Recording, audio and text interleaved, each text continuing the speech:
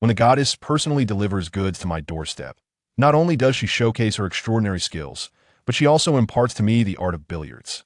She even engages in a late-night game of do-diju with my good friend and me, all due to the onset of an apocalyptic era where dark clouds shroud the globe and flora and fauna undergo wild mutations amidst a scarcity of resources. That I have bound myself to the Goddess Compendium system, which promises that by conquering an exceptional goddess, I shall obtain an endless supply of resources. While others brawl over a mere bottle of water, I find myself using mineral water to pamper the goddess. Ding! The Goddess Compendium system has been successfully bound. Please proceed to conquer. Unlocking beginner resources requires the conquest of a goddess with an overall score exceeding 90. I cannot help but exclaim in astonishment what an intriguing concept the Goddess Compendium is. With a foolish grin, I navigate to the nearby feature of my social media app and post a status. In this merciless apocalypse, humanity still has its charm. If you possess beauty and a splendid figure, message me for food and drinks, no deceit here. Accompanied by a plethora of food images, I share my post. It isn't long before my phone chimes incessantly with notifications. Upon opening the app, I find numerous comments beneath my post, mostly taunts suggesting that I am a fraud. I can hardly be bothered to respond to these scornful remarks. I simply ignore and block them. Instead of wasting time on such trivialities, I choose to engage with more alluring women to see if any meet the system's criteria. I open Douyin and begin scrolling through videos, one of the few means I have to remain informed about the outside world. Suddenly, I stumble upon a video, and in the next moment, the book titled Goddess Compendium slowly unfurls before me. On the first page, an image appears that I recognize all too well. Beneath it, several lines of text are displayed. Name: Lin Ruoxue. Age: 26. Appearance: 95. Figure: 96. Inner qualities: 100. Aloof female, CO, inexperienced in matters of the heart. Overall score: 96. Meets conquest requirements. Upon conquest, I may receive a chance to enter a lottery. To my astonishment, it is Lin Ruoxue, the general manager of my company. I am well acquainted with her. The first time I laid eyes on Lin Ruoxue, I was utterly captivated. She's the most beautiful woman I have ever encountered in my life. I click on Lin Ruoxue's profile, and the first video is one she posted just half an hour ago. Hello everyone, my name is Lin Ruoxue. My household supplies have been exhausted, and I'm seeking to purchase some food and water. Any edible items will suffice. Please message me if you're willing to sell. I am prepared to pay handsomely. The video is brief, yet it is evident that speaking is a strenuous endeavor for her, clearly indicating that she has not eaten in a long while. I immediately send a message to Lin Ruoxue. Beautiful lady, I have food and water available. If you're willing to come, I can provide an endless supply. Central Flower City, Building 22, Room 2802. Lin Ruoxue, curled up on her sofa, continues to tap away at her phone screen when suddenly a new chat window pops up. She instinctively clicks on it. Beautiful lady, I have food and water available. If you're willing to come, I can provide an endless supply. Another scammer, Lin Ruoxue, snorts disdainfully. She immediately contemplated blocking and reporting me. However, just as she was about to do so, her finger slipped and she accidentally clicked into my profile. Coincidentally, my posted video caught Lin Ruoxue's attention, particularly a photograph within it. In the corner of the image was a name tag, which happened to belong to her company. If this person was indeed affiliated with the company, he should recognize himself. How dare he have intentions towards me, knowing who I am? Lin Ruoxue muttered with a fierce expression. Ruoxue, what's wrong? At that moment, Lin Ruoxue's unusual behavior aroused the curiosity of her close friend, Bai Lu. It was worth noting that they were not at Lin Ruoxue's residence, but rather at Bai Lu's. Bai Lu, a dear friend from university, had always shared a close bond with Lin Ruoxue. Observing Lin Ruoxue murmuring to her phone, Bai Lu leaned in to see what was happening. This layout looks familiar. It seems like our neighborhood. Ruoxue. Do you know him? He has plenty of food at home. Why not ask him for some? Bai Lu suggested, pointing at Lin Ruoxue's phone screen. If they could procure food from someone within the same community, it would save them the peril of venturing out elsewhere. Lin Ruoxue was well aware of this, especially given the current dangers outside, and she preferred to remain indoors. Thus, encouraged by Bai Lu, Lin Ruoxue sent me a private message. After sending a message to Lin Ruoxue, I awaited her reply. To be honest, I was uncertain whether she would respond. To my surprise, she replied swiftly, even inquiring if I was in Central Flower City. I recognize the layout in your video. Are you also in Central Flower City? Which building do you reside in? Upon reading Lin Ruoxue's message, I was momentarily taken aback. then immediately grew cautious. From her response, it seemed that Lin Ruoxue was indeed in Central Flower City, which I hadn't anticipated, as I recalled that her home was not located there. Nonetheless, I was relieved, for if she were in another area, it would complicate my plans to approach her. Now, with favorable circumstances, all that remained was to ensure mutual affinity. Yes, I reside in Building 22 of Central Flower City. Are you also there? While I disclosed my location, I remained prudent, refraining from revealing my exact address. Given the current situation, one must exercise caution. Until I could ascertain whether Lin Ruoxue posed any threat, I would not easily trust her, even though I felt quite familiar with her. Meanwhile, Lin Ruoxue and Bai Lu were huddled together, gazing at the phone. Upon reading my message, they couldn't contain their excitement. Wonderful. He is also in Building 22. We are much safer now. Ruoxue, hurry and ask him if he can sell us some food. All right, I'll ask right away. I'm also in Building 22. Could you sell me some food? I'm willing to offer 10 times the price. That I glanced at my phone screen and smirked disdainfully. I don't want any money. If you desire food, come and find me. At this point, what good is money? Is it merely for wiping oneself? He wants me to come over. What should I do now? Lin Ruoxue turned to Bai Lu and inquired, though she did not articulate it explicitly. However, anyone with a modicum of intelligence could discern the underlying meaning. Bai Lu instinctively interpreted her words as an attempt to elevate the price. Ruoxue, simply respond that you are willing to pay 20 times the price, she suggested. Very well, I shall ask, Lin Ruoxue replied, promptly editing and sending another message. I am prepared to offer 20 times the price. All I require are 2 packets of instant noodles. That I have stated that I do not seek money. If you desire food and water, come to my residence. Otherwise, do not bother. Upon witnessing yet another merciless refusal, Lin Ruoxue's expression soured further. Ruoxue, why don't we just go to his place? After all, there are 2 of us, and he wouldn't dare to act against us, Bai Lu proposed. Lin Ruoxue was swayed by Bai Lu's words, yet a hint of concern lingered. If you are uneasy, we can take weapons with us, Bai Lu said, picking up a fruit knife from the coffee table. With this, I assure you he won't dare to entertain any ill intentions. Seeing Bai Lu's determination, Lin Ruoxue resolved, all right, I will come over. What is your room number? Upon hearing Lin Ruoxue agree, Bai Lu immediately relayed her room number. They then began their preparations, first stowing the supplies on the coffee table into the system space, and then retrieving a kitchen knife for self-defense.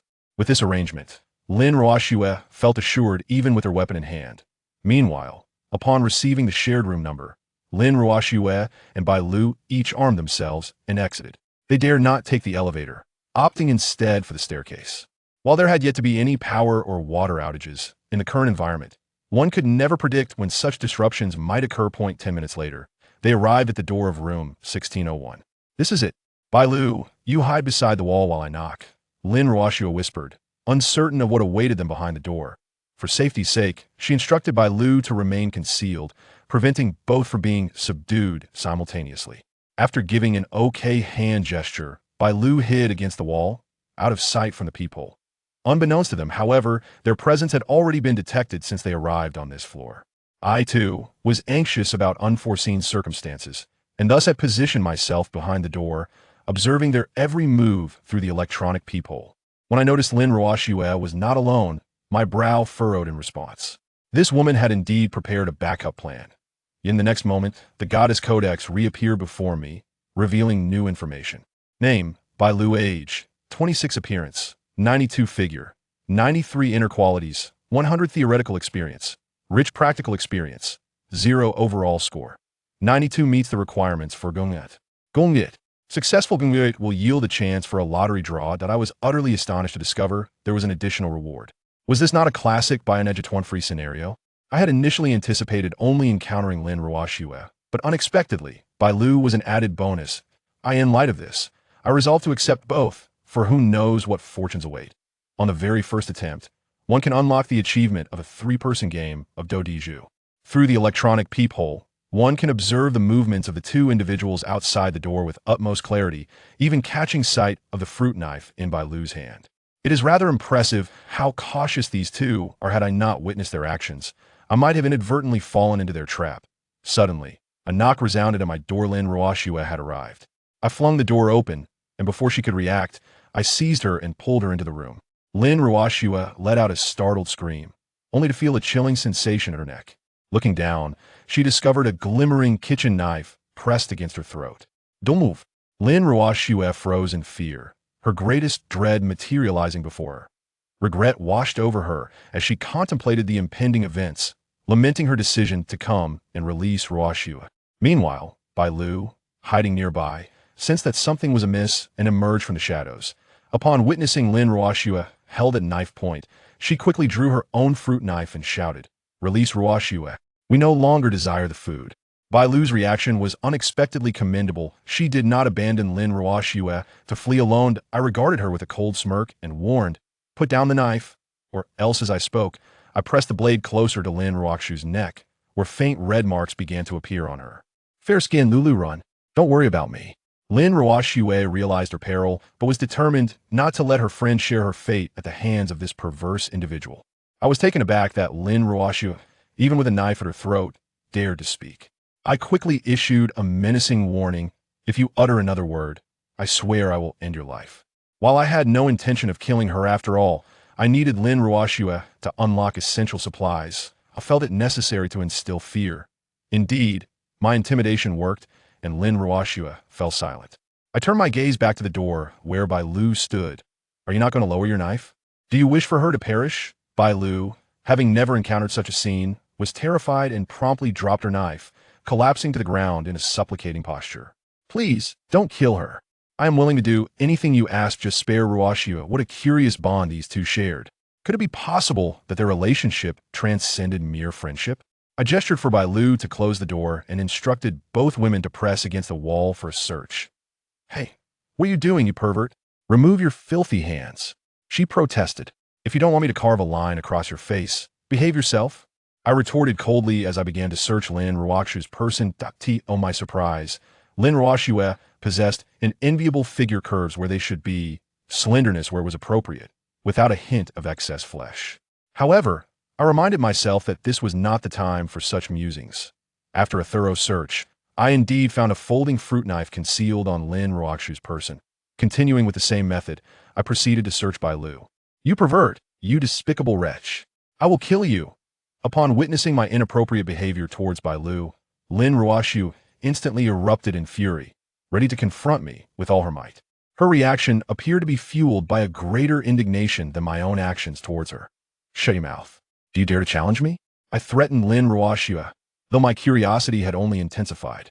Could it be that these two were truly involved in something more? Otherwise, why had she not reacted earlier when I had merely touched Bai Lu? After a swift search, confirming that neither of them bore any hidden weapons, I finally exhaled in relief. In this apocalyptic world, one must remain vigilant at all times, even when faced with a seemingly delicate woman. To let one's guard down would only lead to one's own detriment. At that moment, the two women huddled together, casting wary glances in my direction, their eyes filled with a wrath that could almost dismember me. I paid no heed to their hostility and, in their presence, retrieved 2 cans of beer and 2 loaves of bread from my spatial inventory. I deliberately showcased my abilities before them to ensure they understood the benefits of aligning with me.As for why I produce beer instead of water. It was simply due to circumstance. Although I had won a bottle of laughing, happy mineral water as a novice reward, it could only be unlocked after conquering a goddess, and I was left with only unopened cans of beer. You have witnessed my capabilities. I possess a personal space filled with various supplies. Now, I present you with 2 choices. Become my women, and I shall provide for you, ensuring your survival in this desolate world.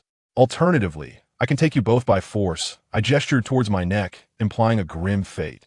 The message was unmistakable. Release was not an option. Though I had deceived them earlier, my spatial inventory remained my secret. Letting them go would only invite trouble if they were to reveal my secret. Thus, if they wished to live, their choice was clear. That moment, Lin Ruoxue and Bai Lu were still enraptured by my sudden manifestation of food. How could this food have appeared? Was it a result of some spatial ability? With the arrival of the black mist, some fortunate individuals had begun to acquire extraordinary powers.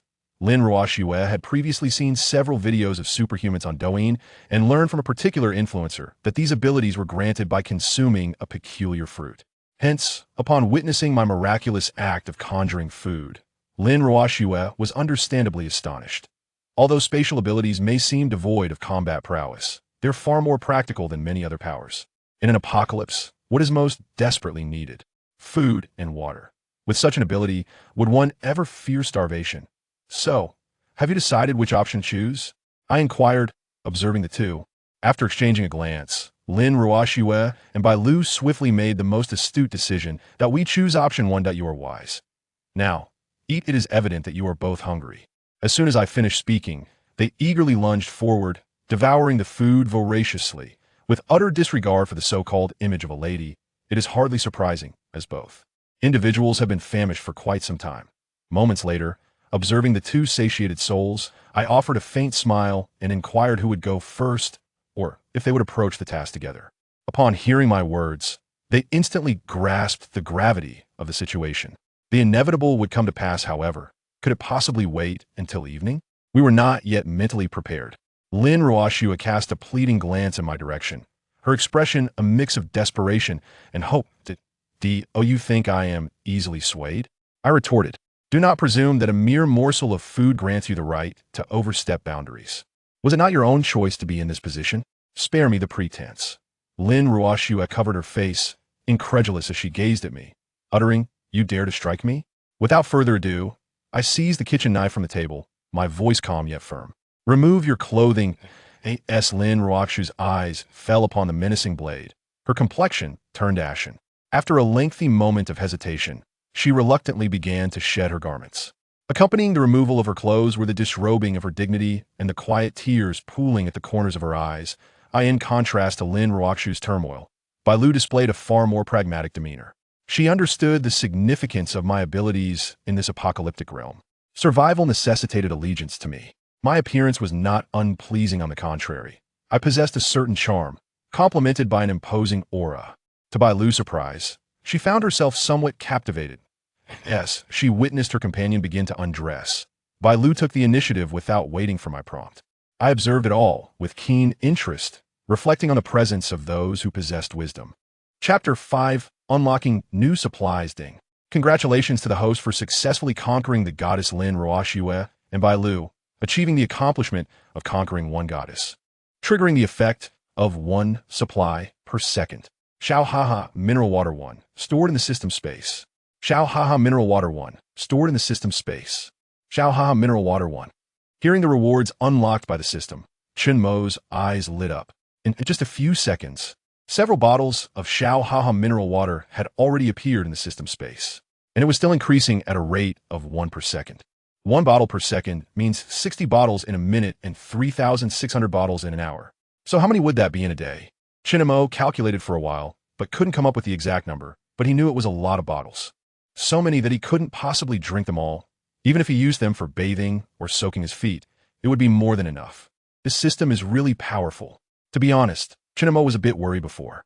After all, he had made a big claim, and if the unlocked supplies were limited, it would be a slap in the face. Fortunately, the system was powerful. It directly triggered the effect of 1 per second. Excited, Chen Mo couldn't help but think.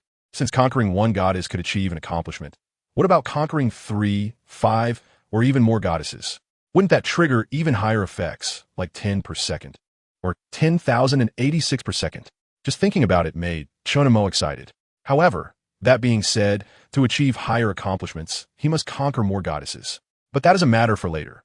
Right now, he was more concerned about what new supplies he would draw after conquering Lin Ruoxue and Bai Lu.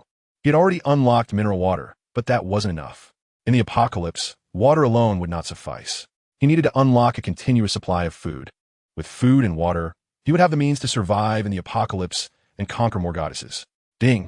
Congratulations to the host for successfully conquering Lin Ruoxue, earning a lottery chance. Ding! Congratulations to the host for successfully conquering Bai Lu, earning a lottery chance. Let's start the lottery. Chen Mo did not hesitate and directly began the first lottery. A few seconds later, a crisp voice rang in Chen Mo's ears. Ding! Congratulations to the host for winning food, unlocking supplies, a steamer of freshly made and juicy soup dumplings. Soup dumplings 1, stored in the system space. Soup dumplings 1, stored in the system space. Soup dumplings 1. It's soup dumplings. Chen Mo didn't expect to draw soup dumplings, and they were cooked. Now that he had food, he didn't have to worry about running out of food. Chen Mo immediately took out 2 steamers of soup dumplings and placed them on the coffee table. You're hungry, right?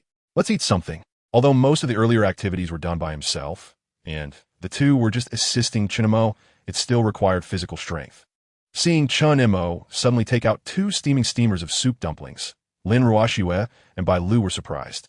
But it had indeed been a long time since they had eaten cooked food.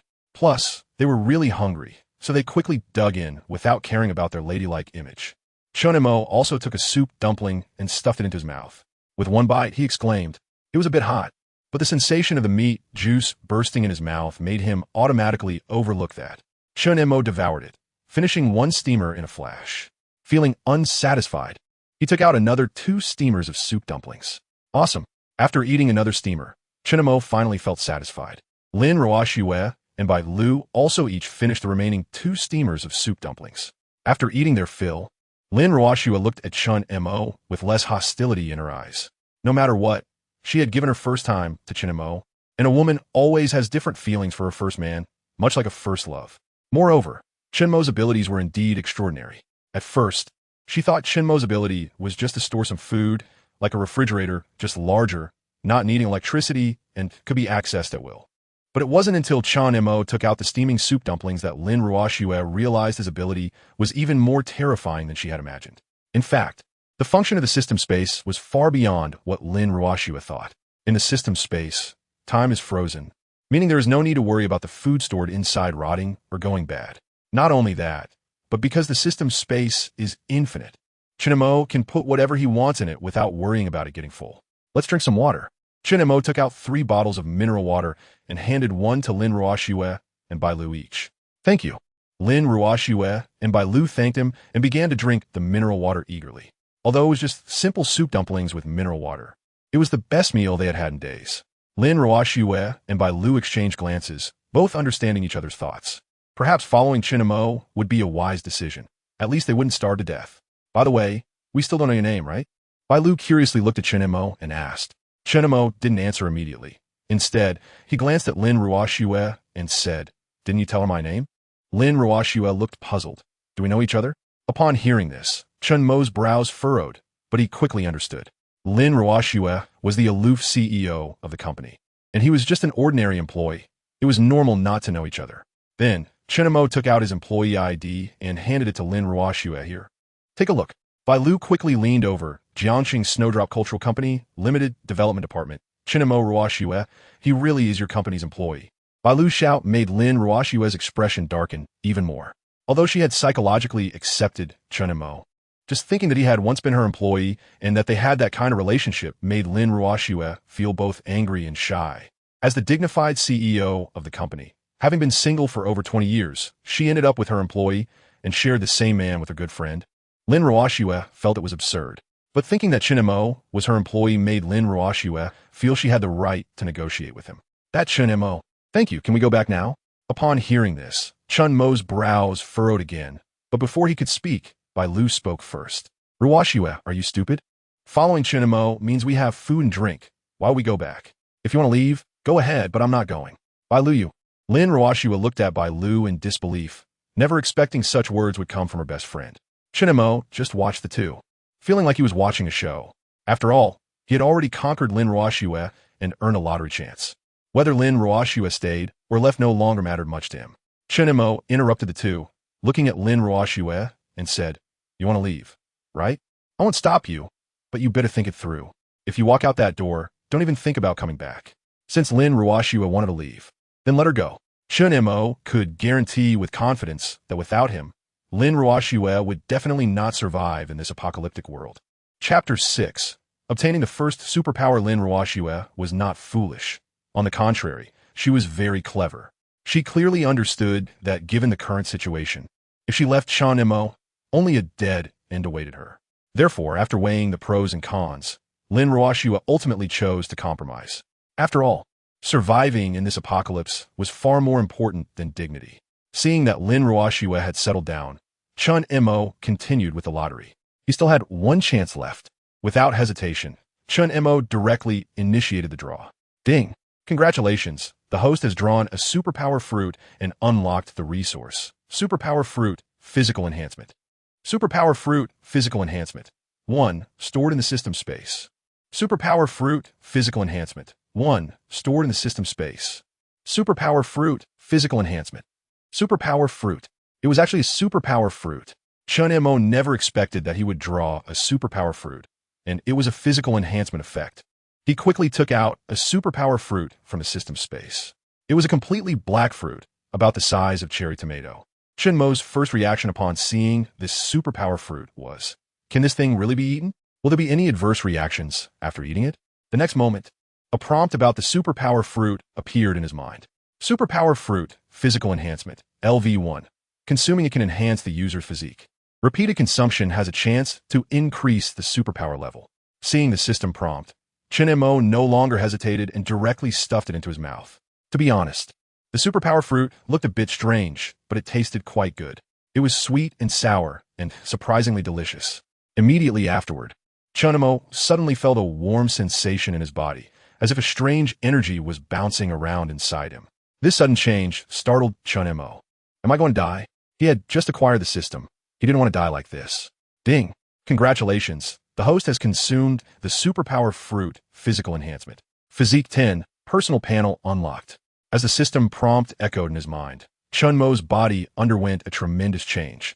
He felt much lighter, even feeling an endless surge of strength.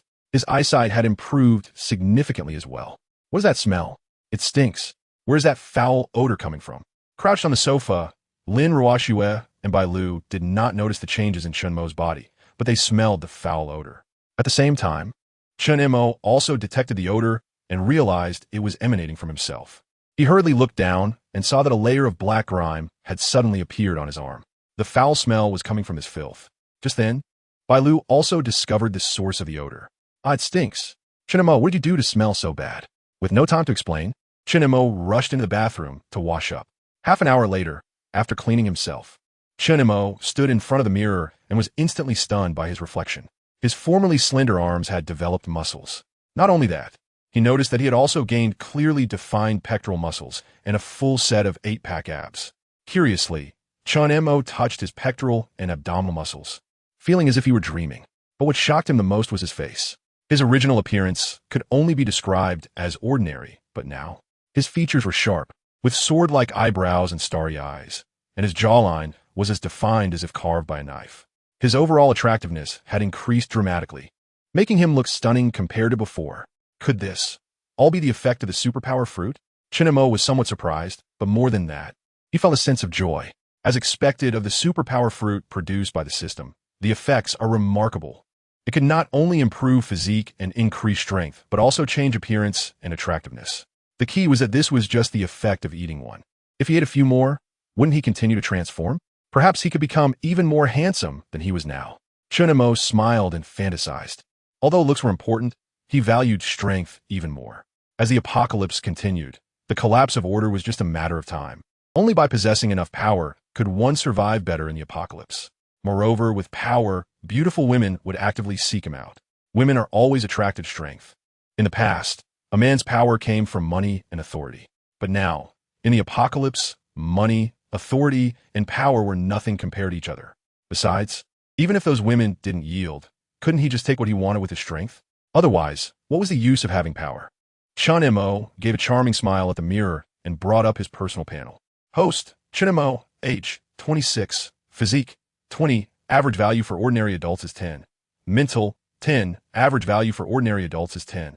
Unlocked resources, happy mineral water. A basket of juicy dumplings, superpower fruit, physical enhancement. Acquired superpower, physical enhancement LV1X. Chen Mo checked the effects of this physical enhancement superpower. Physical enhancement LV1, physique 10.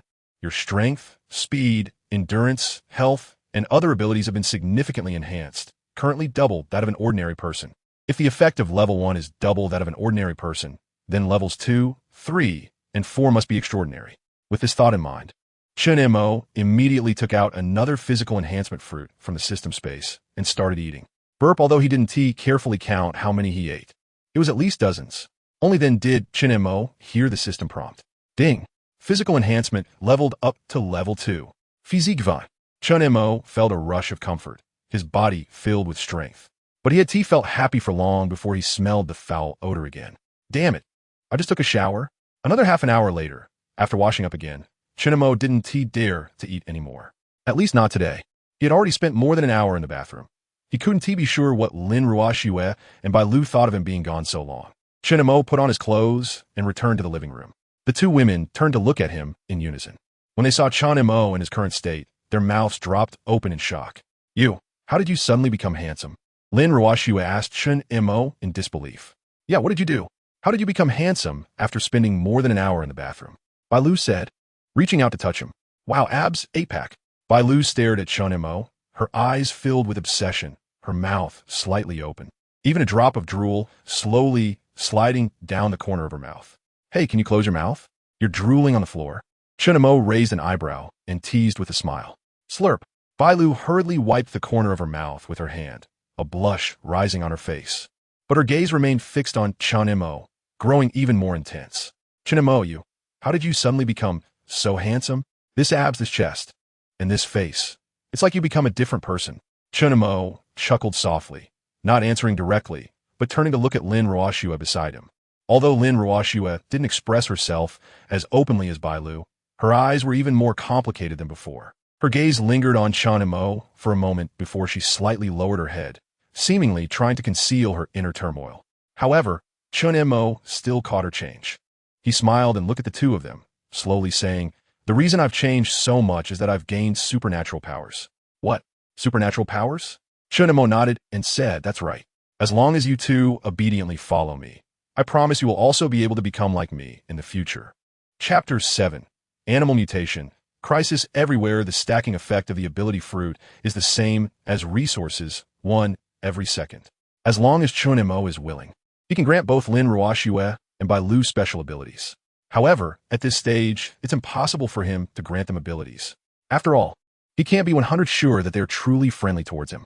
If they were to rebel after gaining powers, it would be like shooting himself in the foot. Even if he wants to give them abilities, he must first ensure he has enough strength to overpower them. Chen Mo absolutely cannot allow anyone to threaten him. If there is, he will eliminate the threat without hesitation at the first opportunity. At this moment, when Bai Lu heard that she might also have a chance to gain abilities, she was overjoyed, shaking Chen Mo's arm and asking, really? Can I really gain abilities too? In this apocalypse, it's uncertain when it will end, and to survive, one must become stronger. Bai Lu doesn't want to die, so she is eager to gain power. On the other hand, although Lin Ruoxue said nothing, the longing in her eyes betrayed her. Though she had decided to stay by Chen Mo's side, it was more out of fear for the future. In this moment, her heart underwent a complete transformation. She wanted to stay. She wanted to be with Chen Mo, not because she wouldn't survive without him, but because being by his side would allow her to grow stronger. Noticing the changes in the two women, Chen Mo smiled slightly. This was exactly what he hoped to see. Due to their change in mindset, their attitudes towards Chen Mo also shifted. This was evident from how they addressed him. Previously, they called him by his name, but now they referred to him as hubby, and it rolled off their tongues smoothly. The three of them spent an affectionate afternoon together until nightfall, when they began to prepare dinner, steamed buns with mineral water. After dinner, Chen Mo remembered he had dumbbells at home and thought he would test his current strength. He found the dumbbells that had been forgotten for a long time. He had bought them for fitness, but found himself unable to lift them after purchasing them, so they had been left unused. Chen Montak apoachet gripped the dumbbell with one hand, took a deep breath, and easily lifted the 50-pound weight. He felt it was not heavy at all. After experiencing his newfound strength, Chen Montak was stunned. He had previously been unable to lift this dumbbell with both hands, and now he could lift it with one hand. How terrifying was this strength? The ability fruit was indeed amazing. Unfortunately, every time he leveled up, a foul-smelling black filth would emerge from his body. Just then, Chen Mo suddenly heard a strange sound. Did you hear any strange noises? He asked. Lin Ruoxue and Bai Lu exchanged glances and shook their heads in unison. Strange. Could it be my imagination? Chen Mo thought. But soon he heard the strange sound again, and this time he clearly heard it coming from a building across the way. Chen Mo quickly got up and went to the window to look out. At the same time, Lin Ruoxue and Bai Lu also heard the strange sound and joined him at the window. That sound is terrifying. Could there be a monster? Bai Lu asked fearfully, clutching Chen Mo's arm. Look over there, Lin Ruoxue exclaimed, pointing to a certain floor across the street. Chen Mo and Bai Lu immediately followed Lin Ruoxue's finger. There, on the 14th floor of a building with lights on, was a huge black shadow. From the silhouette, It vaguely resembled a dog-like creature, but its size was enormous, more akin to a lion or tiger. At that moment, Chen Mo saw a bloodied woman frantically rush onto the balcony, shouting for help. However, in the next second, a giant white Samoyed appeared on the balcony and lunged at the woman. The woman instinctively tried to flee, but the balcony was too small. There was nowhere for her to run. She was quickly cornered by the Samoyed. The Samoyed howled and opened its massive jaws toward the woman. A few minutes later, after the woman fell silent, Chen Mo returned to the sofa with the two women. "Hubby, is that woman dead?" Bai Lu asked. Chen Montauk nodded gravely. He had witnessed the whole process of the woman being devoured by the Samoyed. The scene was too bloody to describe. What surprised him was that a Samoyed could grow to the size of a tiger. This was terrifying. Through platforms like TikTok and social media, Chen Mo knew that the plants and animals outside had mutated, but he didn't expect the mutated animals to be so horrifying. This Samoyed must have belonged to the woman, yet it had eaten its owner. This meant the Samoyed had lost its sanity and become a murderous beast. Suddenly, Chen Mo realized something was wrong. Many people like to keep pets, and he knew several residents in their building had pets. We need to think of a way. Chen Mo quickly took out his phone and opened the resident group chat. At that moment, the group chat was in chaos. 19 to 506. Did you hear the screams just now? 16 to 1406. Of course I did. It sounded like it was next door. It was horrible. 20 to 1704. I recorded it. Immediately, a video was shared in the group. Although the footage was somewhat blurry, one could still see the Samoyed attacking the woman. 8 to 1801. Ugh. What kind of monster is this? 22 to 1601. Chen Mo, this is a mutated Samoyed. 8 to 1801. What? A Samoyed? Are you joking? How could a Samoyed be that big? And how could it eat a person? 22 to 1601. Chen Mo, this is the apocalypse. Anything is possible. I urge everyone, if you have pets at home, kill them and dispose of them early, or you will eventually die at the hands of your own pets. After saying this, Chen Mo turned off his phone. That was all he could do. Whether the residents listened or not was not his concern. Of course, he didn't do this out of kindness or mercy, but rather out of fear that one day these pets might mutate and come after him. Although he had gained the ability to enhance his physique, he wasn't sure if he could fight against these mutated cats and dogs. In an uncertain situation, he wouldn't gamble with his life. So, the best solution was to eliminate these pets before they mutated to prevent future disasters. Chapter 8. The Fifth Day of the Apocalypse. Starting to save my self-esteem just now made Chen Mo realize that the apocalypse was far more terrifying than he had imagined. I must become stronger and unlock more resources. Chen Mo opened his phone again and started posting rescue information on various social media platforms. But this was like searching for a needle in a haystack. Many people left comments and messages, but not a single one met the system standards. A whole night passed, and he didn't gain anything. As time reached the fifth day of the apocalypse, Chen Mo felt that this method of searching was unreliable. So he thought of asking Lin Ruoxue and Bai Lu for introductions. After all, as the old saying goes, birds of a feather flock together. And a beautiful person's friends are likely to also be beautiful. Ruoxue, Lulu, do you have any very good-looking friends? Chen Mo suddenly asked the two during breakfast. Yeah, why? Bai Lu casually replied, not realizing anything was wrong. Instead, Lin Ruoxue shot Chen Mo a meaningful glance. Why are you asking this? What else? Of course, I'm asking if they want to come over for food and shelter. Chen Mo replied, sounding righteous.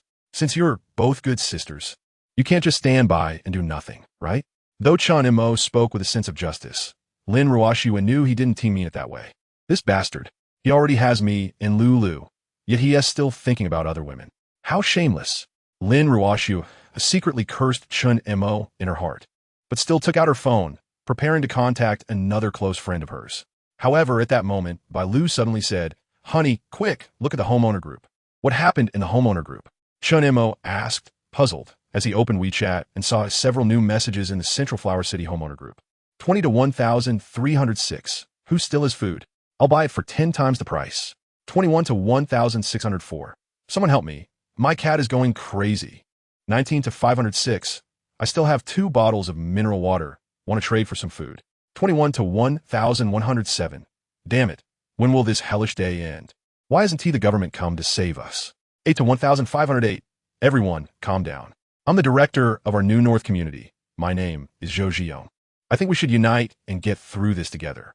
20 to 1305. Easy for you to say, How do we unite? 8 to 1508. Zhou Jiong, I suggest we centralize all our resources and then distribute them uniformly. 21 to 1706. Director Zhou's suggestion is good. I agree. 12 to 1302. I agree too. 8 to 1502. I have no objections. As soon as Zhou Jiong finished speaking, many people in the group echoed their agreement. Most of those who agreed were people who had run out of food and water. Meanwhile, those who still had supplies voiced their opposition. 21 to 1708. Why should we distribute everything uniformly? I don't agree. 15 to 501. Exactly. Don't think I don't know what you're scheming. You just want to take our food. I 1T agree to that. 20 to 1403. No way. You wanted to hand over my food? Forget it. Seeing the chaotic scene in the homeowner group, Chen Mo couldn't help but laugh.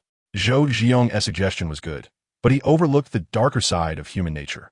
The vast majority of people were struggling to save themselves. Who would care about the lives of others? In fact, even before the apocalypse, there were very few selfless people in society. However, Zhou Jiong didn't seem to intend to give up easily. He continued speaking in the homeowner group. Zhou Jiong, everyone, calm down and listen to me. I understand your concerns, but think about it carefully.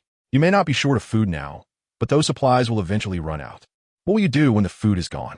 21 to 1708. But we can't just contribute without getting anything in return. That would be unfair to us. 20 to 1403. Exactly. Trying to take advantage of us? Dream on. Before Zhou Jiong could finish, a group of people jumped in to refute him. Naturally, there are also supporters. 8 to 1502. How can you be so selfish? We're all from the same community. Neighbors. We should help each other. 12 to 1302. As the saying goes, a distant relative is not as helpful as a close neighbor. This is a special time. We should unite to get through this together. Zhou Jiong, everyone, listen to me. Here's the deal. Those of you who have food don't need to give it up. Let us send one person from each household to search for supplies in the empty houses. Okay? 15 to 501. That sounds reasonable. I have no objections. 20 to 1403. I agree too. Seeing his proposal finally received unanimous approval, Zhou Jiong finally breathed a sigh of relief. Zhou Jiong sent a message in the group. Let's find a place to gather and count how many of us there are. Those who don't come are probably not at home. After seeing Zhou Jiong's message, Chen Mo's eyes lit up, thinking this was a good idea. When the black fog descended, it was daytime, and many workers were out at their jobs, leaving many houses empty. Perhaps they could really find something useful. However, Zhou Jiong's proposal also had a flaw. No one knew what the outside situation was like, and venturing out recklessly could be dangerous. The best approach would be to search for supplies within their own building first. Chen Mo thought of this, and so did others. At that moment, someone in the homeowner group raised this point. 22 to 1808.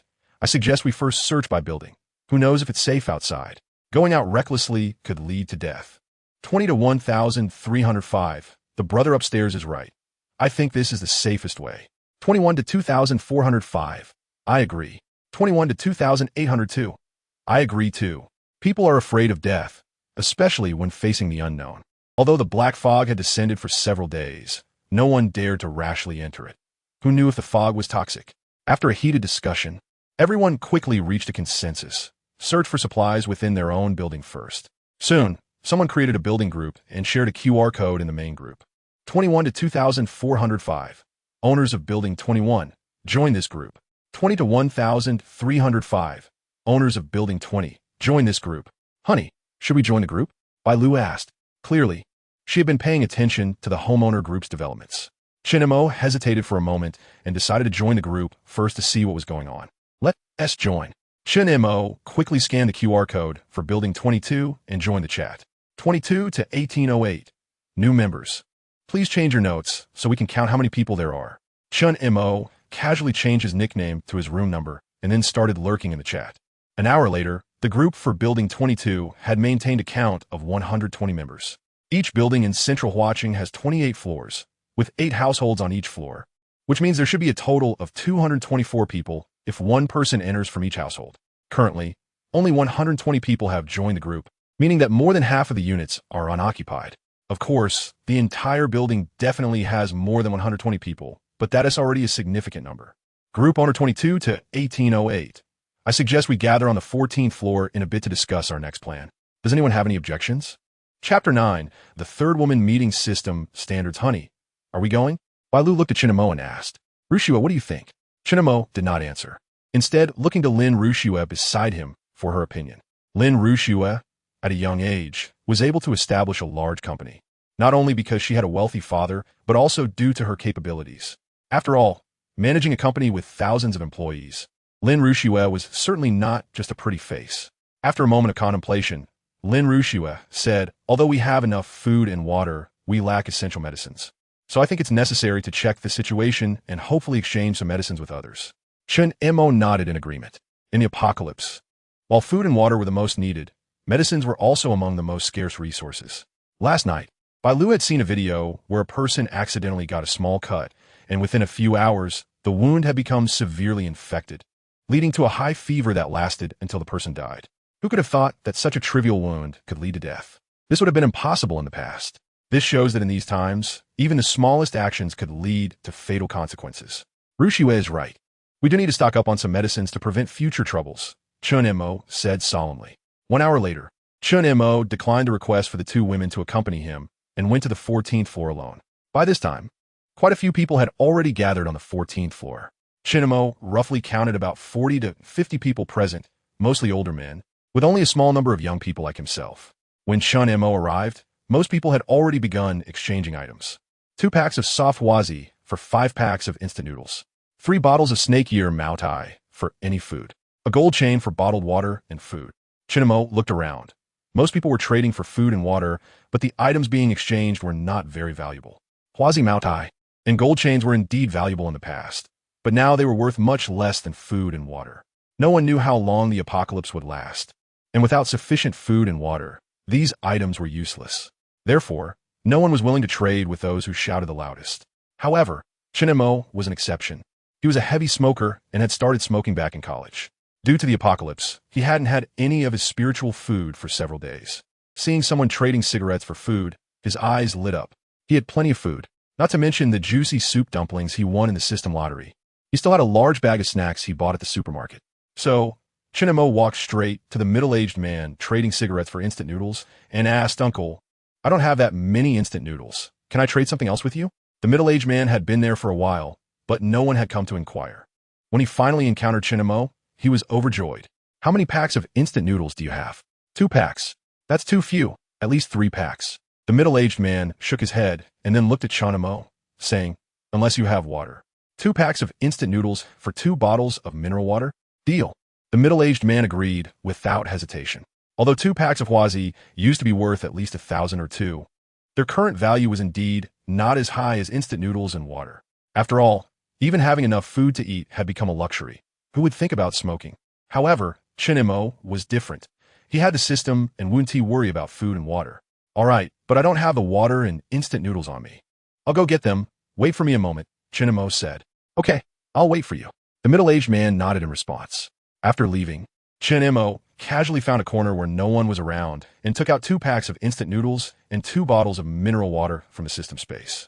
He returned to the middle-aged man and successfully completed the trade. After the middle-aged man received the instant noodles and water, he quickly hid them in his clothing, afraid of being seen by others. After bidding farewell to the middle-aged man, Chen Mo continued to wander on the 14th floor. At this moment, the number of people in the corridor was increasing almost to the point of overcrowding. While searching for suitable items to trade, Chen Mo was also looking for women who met the system standards. Comprehensive score, 65 points, does not meet system score requirements, cannot be included in the Goddess collection. Comprehensive score, 85 points, does not meet system score requirements, cannot be included in the Goddess collection. Chen Mo scanned several women with the system, none of whom met the scoring criteria. Several of them he thought looked good, but the ultimate scores were only in the 80s. It seemed that only women with a comprehensive score of 90 or above met the system standards. While Chen Mo was pondering, he suddenly heard a prompt from the system in his mind. Beep. Target meeting the criteria for inclusion in the Goddess collection found. Name, Sujin, age, 30 years, appearance, 93 points, figure, 96 points, inner self, 100 points, desires to try, but has never taken the first step. Comprehensive score, 95 points, tip, meets requirements. Can obtain a lottery chance after. Hearing the system prompt, Chen Mo quickly spotted a beautiful sight in the crowd. It was a woman wearing a baseball cap, a gray sweatshirt, black jeans, and white sneakers. At first glance, her outfit was not outstanding, but her figure was indeed impressive. Because the woman was wearing a baseball cap, Chen Mo could not see her face clearly, but just based on her figure, he could confirm she was the person the system had indicated. Chen Mo quickly walked up to Su Jin, who was leaning against a corner with several designer bags in front of her. She was clearly trying to exchange these bags for some supplies. Seeing Chen Mo walking straight towards her, Su Jin instinctively shrank back, then looked at Chen Mo warily and asked, "Sir, do you need these bags?" Chen Mo glanced at the bags on the ground. Hermes, LV, Chanel. Do you think I need them? Chen Mo raised an eyebrow with a smile, unabashedly sizing up Su Jin's body, and asked, "Then you?" Su Jin bit her lip, unable to continue. In fact, she also knew that at this time, these designer bags were of no use at all. The problem was that these were the only items of value she had left. Besides these, she had nothing else to offer. Of course, there was one more thing, her body, but she didn't want to easily give herself away like that. Feeling Chen Mo's greedy gaze, Su Jin felt even more frightened. Chen Mo saw that the other party was silent, so he took the initiative to propose. "I can supply you with unlimited food and water, but the condition is that you have to come back with me." Su Jin was initially delighted to hear this, but upon hearing the latter part of Chen Mo's statement, she was suddenly shocked. Go back with him? What for? She could easily guess what would happen. Su Jin instinctively wanted to refuse, but before she could say anything, a scream came from not far away. Chapter 10, the order begins to collapse. Someone's been killed. Help! Someone's been killed. Please don't kill me. In an instant, everyone in the hallway began to panic and flee in all directions. But the hallway was too narrow. Those behind pushed forward desperately to survive. And soon a stampede ensued. Chen Mo saw that the situation was dire and quickly pulled Su Jin towards the emergency exit. "Hey, let go of me. Where are you taking me?" Su Jin tried to shake off Chen Mo's hand, but his grip was too strong for her to escape. "No time for nonsense. If you don't want to die, come with me." Chen Mo scolded the foolish woman while keeping an eye on the situation behind them. Just then, he glanced back and saw 3 burly men wildly swinging kitchen knives, injuring several people who fell to the ground. Chen Mo had long anticipated that one day order would collapse, but he didn't expect it to happen so soon. In the face of death, all laws, ethical morals, and the brilliance of humanity were mere nonsense. The only rule under the apocalypse was to survive, and this was just the beginning. Chen Mo believed that even more brutal things would follow. Kill them all. Their supplies will be ours. The man leading the charge had a bald head, a muscular build, and looked like someone not to be trifled with. As he spoke, he took down 2 people running at the back with 2 swift slashes. His 2 lackeys, seeing their boss so fierce, also charged into the crowd with their kitchen knives. Li Bing was a trainer at a gym, renting an apartment in Central Flower City with 2 colleagues. Because he was a fitness trainer, they didn't stockpile much food at home, and what little they had was long gone, just when they thought they would starve to death at home. A message in the homeowners group made them think of a way to survive. That was to rob others of their food. After all, it was the apocalypse now. A few deaths didn't matter. Besides, once people were dead, no one would compete with them for food. Thus, the current scene unfolded. Their plan was to swiftly kill a few people to scare everyone away, then take the opportunity to seize food and water. In fact, just as they had anticipated, chaos erupted as soon as they attacked and killed a few people. Everyone present was too focused on fleeing to gather their belongings. As others ran, they dropped all sorts of supplies. "Ha! Bingo! Your tactic really works." After scaring everyone away and seeing the supplies scattered on the ground, the 2 lackeys were ecstatic. "Stop talking and quickly collect some useful stuff." Li Bing smiled and scolded them. Upon hearing this, the 2 lackeys immediately began searching. Surprisingly, they found quite a few good things after a round of searching. "Bingo, look what I found. Canned beef. Sausages. It looks like we can have a good meal today." Li Bing looked at the food they had gathered and roughly estimated that if they were careful, it would be enough for the 3 of them for a week. But after tasting the sweetness of success, Li Bing's heart began to swell. He didn't plan to continue living day by day, eating one meal and starving the next. They could always rob again once they finished eating. However, after this incident, these people would definitely not come out in large numbers again. If they wanted to get food, they would have to rob house by house. "Let's go back and have a feast." With that, the 3 of them left the 14th floor happily. Meanwhile, on the other side, after Chen Mo took Su Jin away from the 14th floor, he quickly returned home. Lin Ruoxue and Bai Lu were excited to see Chen Mo come back and immediately surrounded him. They had heard the screams from downstairs and were worried something might have happened to Chen Mo. After all, being with Chen Mo meant they didn't have to worry about food and drink. They didn't want to return to their previous state of hunger. However, when they saw Su Jin behind Chen Mo, they were momentarily stunned. This scoundrel had only been gone for a short while and had brought back a woman, and a beautiful one at that.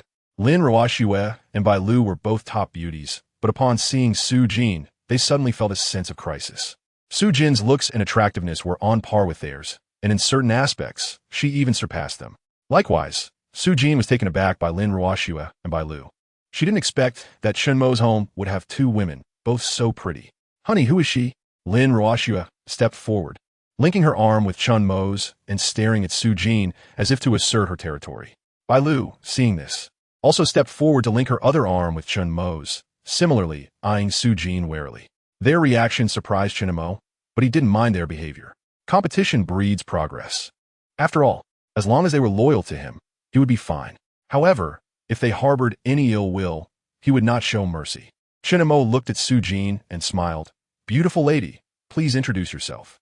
After glancing at Lin Ruoxue and Bai Lu, Su Jin said, "My name is Su Jin, and I am a university teacher." After Su Jin introduced herself, Chen Mo pointed at Lin Ruoxue and Bai Lu and said, "This is Lin Ruoxue, and this is Bai Lu. They are both my women. As for me, I am Chen Mo, and you can call me husband like them from now on." Su Jin hesitated, looking at Chen Mo, unable to accept that title. "It's okay. Just say what you want," Chen Mo said with a smile. "Thank you for what you did earlier. I should head back now." After Su Jin spoke, she cautiously looked at Chen Mo, fearing he might explode suddenly. However, to her surprise, Chen Mo not only didn't get angry, but instead smiled and said, "You can go back, but don't you want to have a meal before you leave?" "A meal? Yes, isn't it almost meal time?" Su Jin was taken aback upon hearing this. She thought for a moment that she had nothing to eat at home anyway, and it seemed nice to have a meal here. In contrast, Chen Mo showed no signs of worry that Su Jin would leave. Although she wanted to leave now, he believed that once she had this meal, she would definitely no longer want to leave. Chen Mo clapped his hands and said to the three women, "Then let's eat." After that, in front of the three, Chen Mo took out a few baskets of dumplings from the system space, along with some snacks he bought from the supermarket, and a few bottles of mineral water. Lin Ruoxue and Bai Lu were already familiar with Chen Mo's abilities, so they were not surprised. But for Su Jin, this was the first time she saw Chen Mo's abilities, and she was taken aback. You, where did you get these things from?" Chapter 11 News of the second ability fruit after a hearty meal. Chen Mo lay on the sofa, enjoying a massage from Bai Lu while eating the ability fruits fed to him by Lin Ruoxue. Since his physical enhancement had reached level 2 yesterday, Chen Mo had consumed nearly 100 ability fruits, but he had not heard any system notifications about upgrading his abilities. At first, he thought that upgrading abilities would be easy. After all, he had only eaten a few dozen ability fruits to go from level 1 to level 2. But now, Chen Mo felt he had been too naive. Including the ones he just ate, he estimated that he had consumed nearly 200 ability fruits. Yet the system showed no response at all. This indicated that upgrading abilities did not have specific conditions, or perhaps the conditions were not as simple as Chen Mo thought. While Chen Mo was deep in thought, Su Jin returned to the living room after taking a shower. At that moment, Su Jin was wearing Chen Mo's t-shirt, which just barely covered her upper thighs, the hem casually tied around her waist, exposing her tight flat abdomen and long legs. Her damp, long hair draped over her shoulders, adding a touch of allure. Chen Mo's gaze was involuntarily drawn to her, and Su Jin seemed to sense his gaze, nervously lowering her head and fidgeting with her fingers, both excited and anxious about what was about to happen. "It's getting late. We should get some rest," Chen Mo said, getting up and wrapping his arms around Su Jin as they headed back to his room. After an exhilarating and indescribable experience, Chen Mo lay on the bed and began a new round of lottery draws. Ding! Congratulations to the host for successfully winning over Su Jin, earning a lottery chance. Ding! Congratulations to the host for winning food. Unlocking resource. Top grade M9 Australian Wagyu. Top grade M9 Australian Wagyu 1, stored in system space. Top grade M9 Australian Wagyu 1, stored in system space. Top grade M9 Australian Wagyu 1. Hearing the system notification, Chen Mo was initially taken aback, then overjoyed. This was top grade M9 Australian Wagyu, which he had eaten once during a blind date. It was $699 for a small piece, and it was so small that it couldn't fill him up. After one meal, he spent half a month's salary. Later, He checked online and found that top-quality M9 Wagyu was very expensive, usually around 600 yuan per gene, with some high-end restaurants even selling it for 1,000 yuan per gene. This was not something an ordinary worker could afford.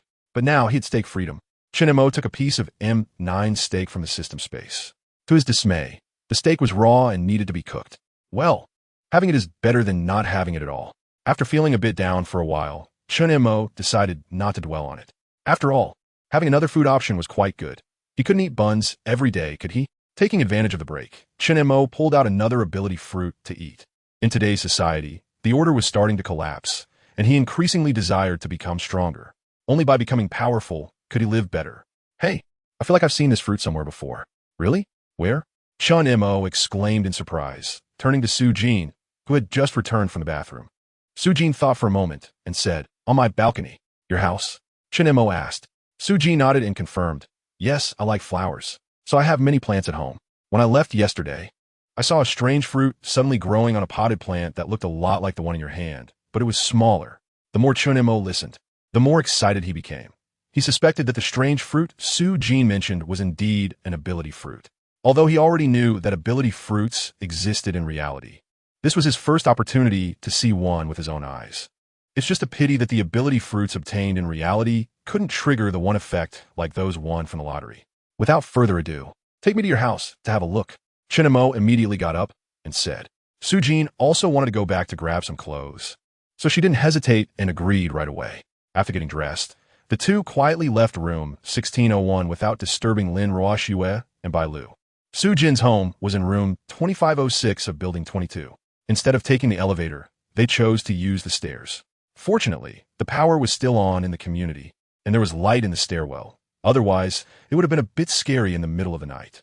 They carefully made their way to the 25th floor, and just when Chen Mo was relieved that they hadn't encountered any danger, he suddenly saw a huge creature lying in the corridor of the 25th floor. Upon closer inspection, he realized that it was a giant teddy bear. A normal teddy bear is typically less than half a meter tall and weighs between 7 to 15 pounds. But this teddy bear was absurdly large. Chen Mo couldn't tell how much it weighed, but just looking at its eyes, it was almost 2 meters tall. This teddy bear must have come to life.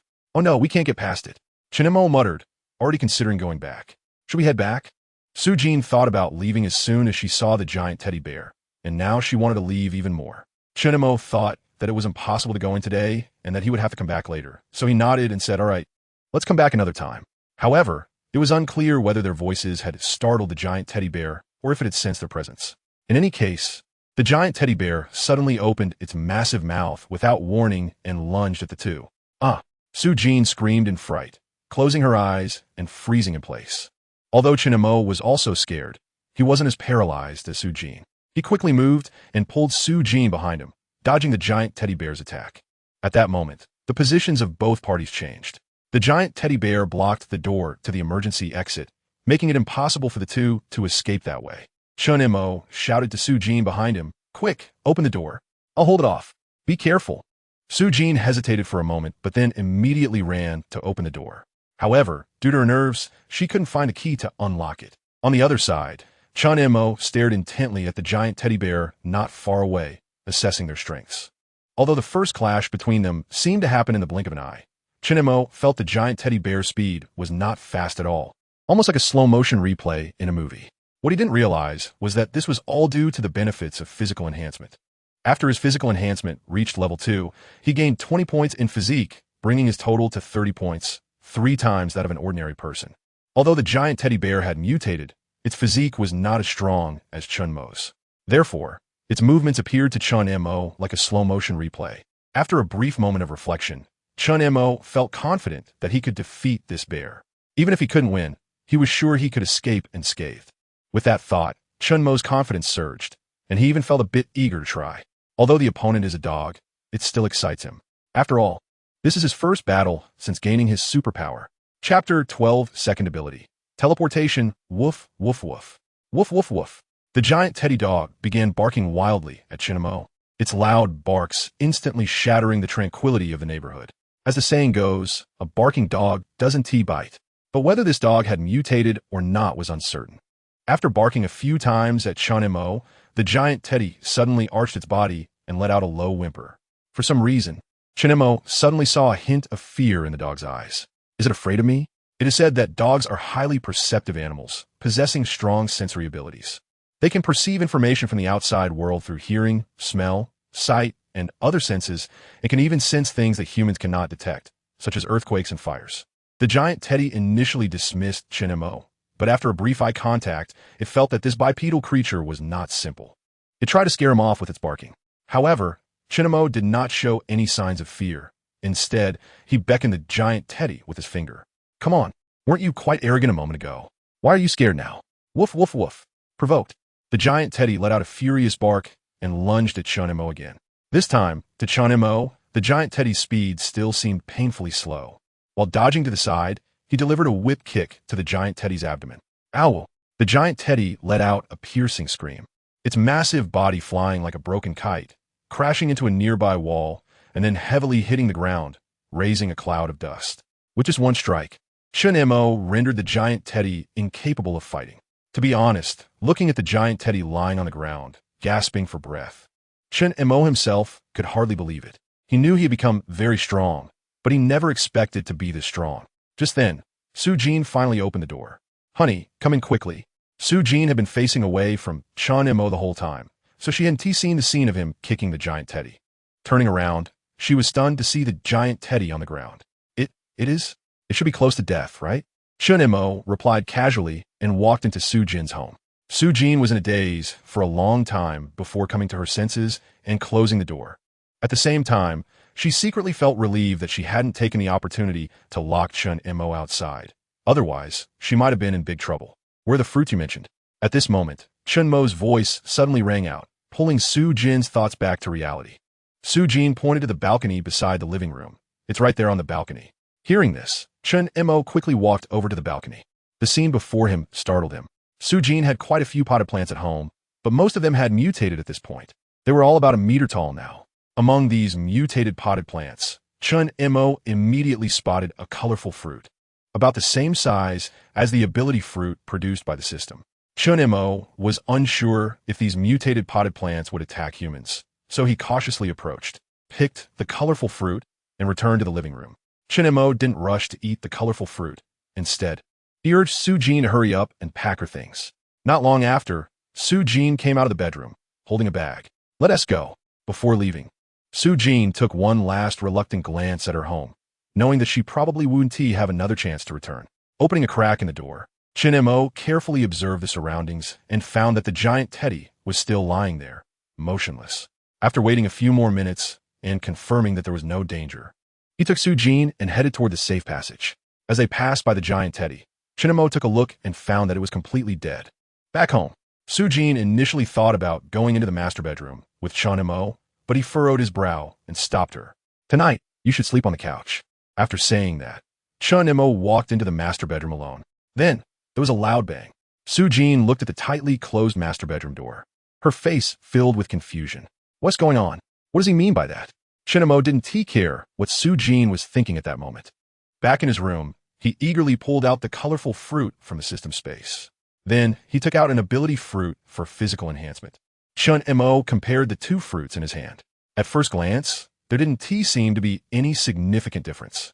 If there was a difference, it was only a slight variation in color. Although they were both colorful, some colors had slightly different lusters. If one didn't look closely, it would be hard to tell apart. At first, Chen Mo couldn't see any differences until he looked back and forth for nearly an hour before noticing this. However, from the appearance alone, it was impossible to tell what type of ability the ability fruit contained. Moreover, the system hadn't reacted at all during that hour. Chen Mo understood that to know what ability this fruit contained, he would have to eat it. Realizing this, he no longer hesitated and popped the ability fruit into his mouth. It was slightly sour, but after that, it turned sweet. After eating, Chen Mo quietly waited for changes in his body. However, 1 minute passed and nothing happened. 3 minutes passed, still nothing. 5 minutes, 10 minutes. What's going on? Why is there no reaction at all? Chen Mo was a bit frustrated, thinking that he might have eaten a fake ability fruit. Suddenly, a light bulb went off in Chen Mo's head, as if he had thought of something, and he immediately opened his personal panel. Sure enough, at that moment, there was a slight change on the personal panel. In the abilities section, a new ability had appeared. Teleportation LV1. can teleport 20 meters, ignoring any terrain, object, or space. As long as your stamina is sufficient, you can use this ability continuously without any restrictions. Holy crap! Seeing the description on the personal panel, Chen Mo was completely stunned. Teleportation. Isn't that just blink? Moreover, it ignores any terrain, object, or space. This is definitely a god-level ability. The most crucial point is, this skill has no cooldown. What is the cooldown for blink? In LOL, it's 300 seconds. In Honor of Kings, it's 120 seconds. But his teleportation has no cooldown. As long as his stamina is sufficient, he can keep teleporting. Even more coincidentally, Chen Mo's first ability was physical enhancement, which increased his overall abilities, one of which is his stamina. Stamina means physical strength. Therefore, he can do continuous teleportation as described in the introduction. In this way, even when facing enemies he cannot defeat, he can retreat unscathed, and no one can stop him. Chapter 13, The Marvelous Use of Teleportation After Acquiring the Ability to Teleport. Chen Mo couldn't wait to start experimenting. With a thought, he instantly disappeared from his bedroom. When he reappeared, he was already in the living room. If Su Jin hadn't been asleep, she would have been startled by Chen Mo's sudden appearance. After seeing that Su Jin didn't react, Chen Mo used the teleportation skill again to return to the master bedroom. The 2 consecutive teleports did not make Chen Mo feel any discomfort. On the contrary, he felt even more excited. At this moment, Chen Mo suddenly had a thought. Since I can teleport through walls, does that mean I can teleport into other people's houses? With this thought, Chen Mo began to take action. He first opened the owner group for Building 22 that was established yesterday and checked which houses were unoccupied. Conveniently, the owner of room 1501 below his house was not in the group, which meant that the house was empty. In the next second, Chen Mo appeared in room 1501. The layout of the upper and lower floors was the same, so he found himself in the master bedroom of room 1501. After scanning the room, he indeed found no one there. Then, he went to check other rooms and the living room, but still found no one. Seeing that the house was empty, Chen Mo began to search for useful items. He went straight to the kitchen and opened the refrigerator.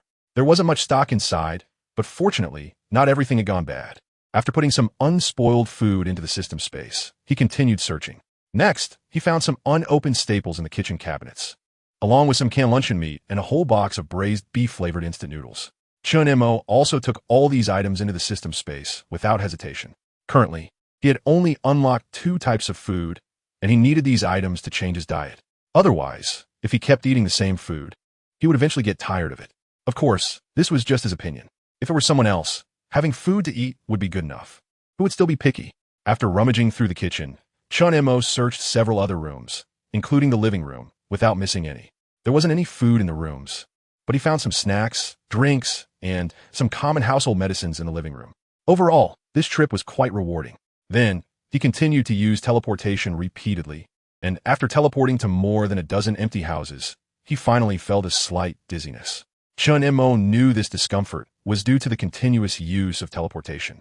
Although it was somewhat uncomfortable, it was still manageable. After resting for a while, the dizziness disappeared. Based on the results of this test, Chen Mo discovered that he would start to feel fatigued after about 20 consecutive teleports, but this was not his limit. He felt that his limit should be around 30 times.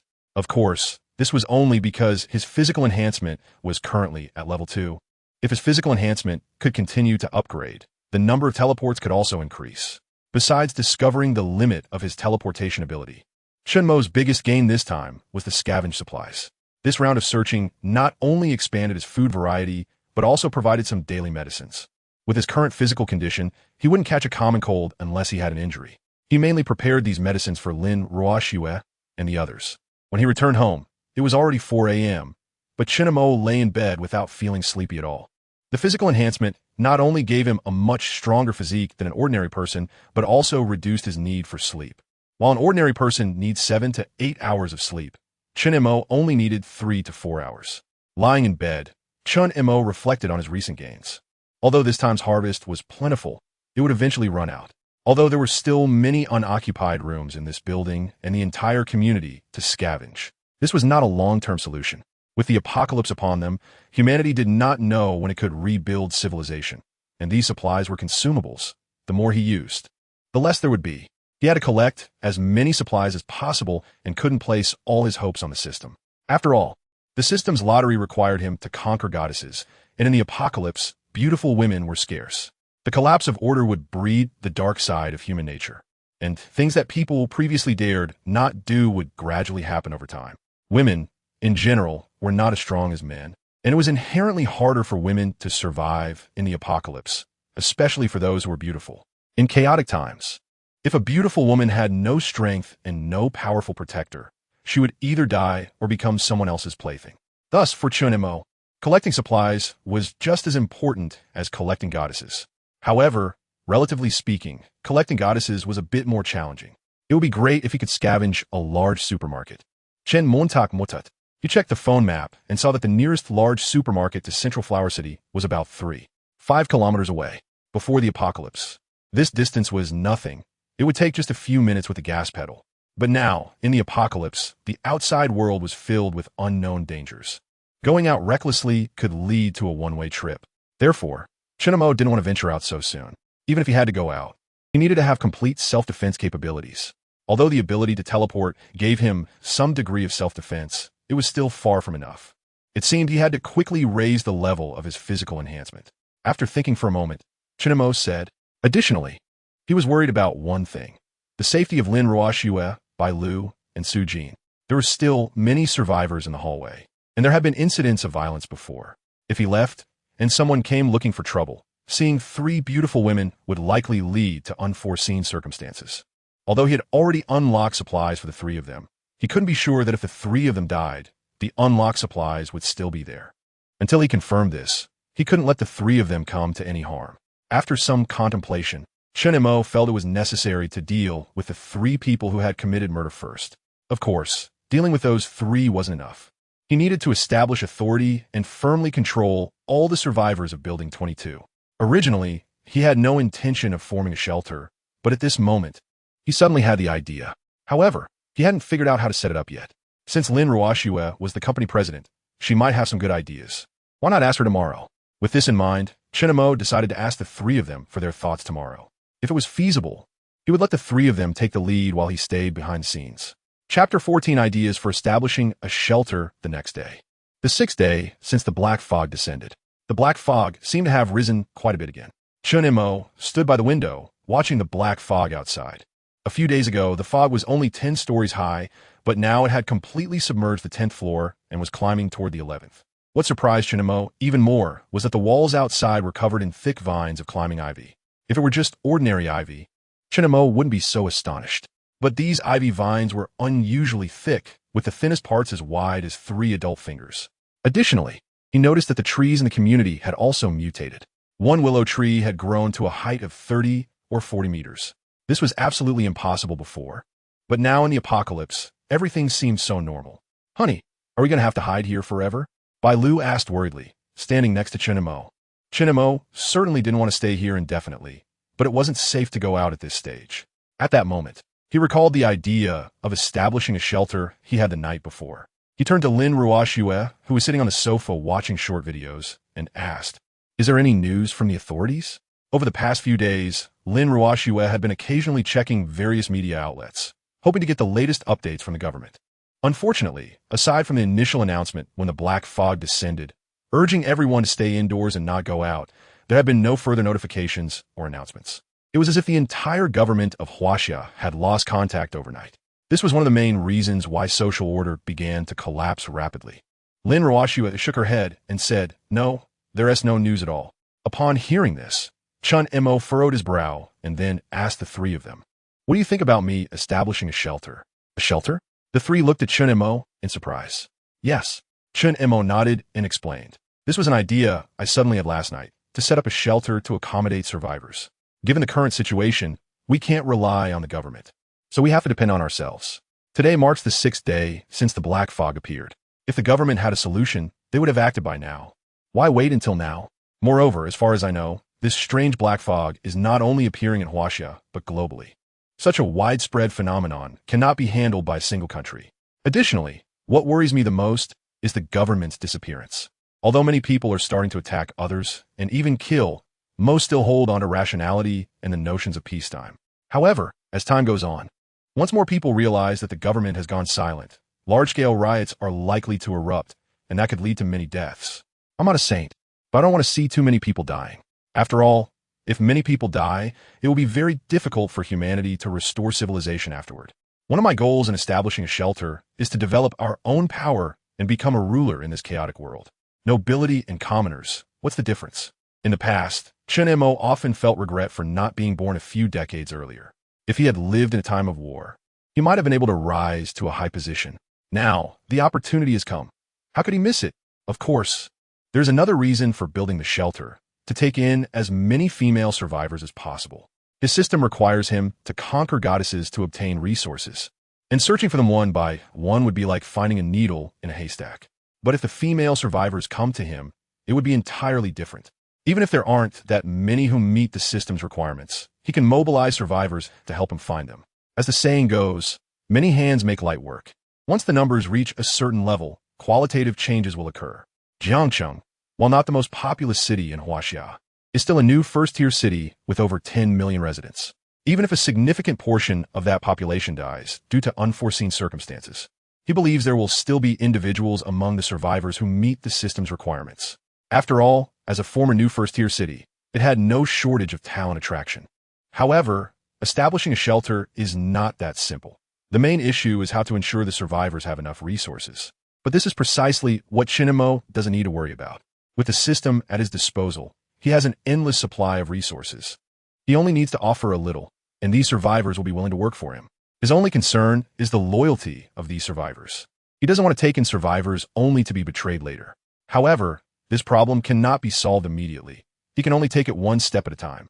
After hearing Chen Mo's plan to establish a shelter, Lin Ruoxue, Bai Lu, and Su Jin fell into deep thought. After a while, Bai Lu spoke up first. Honey, I'll listen to you. Whatever you say, I'll do. After these past 2 days together, Bai Lu had completely adjusted her position. Her survival depended entirely on Chen Mo. So whatever Chen Mo instructed her to do, she would do. Chen Mo seemed to have anticipated Bai Lu's response. After stroking her hair, he pulled her into his embrace, slowly sliding one hand into her clothes, showing no regard for Lin Ruoxue and Su Jin.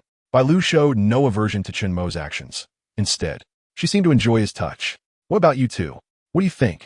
Speak up, Chen Mo asked Lin Ruoxue and Su Jin. I think this idea is good. Right now, everyone is still looking out for themselves. If we can unite them early, it will be more beneficial for us, Su Jin said. Chen Mo nodded and finally turned to Lin Ruoxue. I agree with Sister Su Jin's opinion, but I'm a bit worried about how we can ensure their loyalty. Lin Ruoxue asked. Her response brightened Chen Mo's eyes. This girl truly had experience managing large companies, as she was thinking along the same lines as him. That's indeed something I'm worried about as well. Do you have any good ideas? Chen Mo asked with a smile. Kill the chicken to scare the monkey. Lin Ruoxue pondered for a moment before. Kill the chicken to scare the monkey? That is indeed a good method. Chen Mo thought for a moment and came up with a target. Help! Help! Please don't kill us. Just as Chen Mo was contemplating how to kill the chicken to scare the monkey, the chicken came knocking at his door. Chapter 15.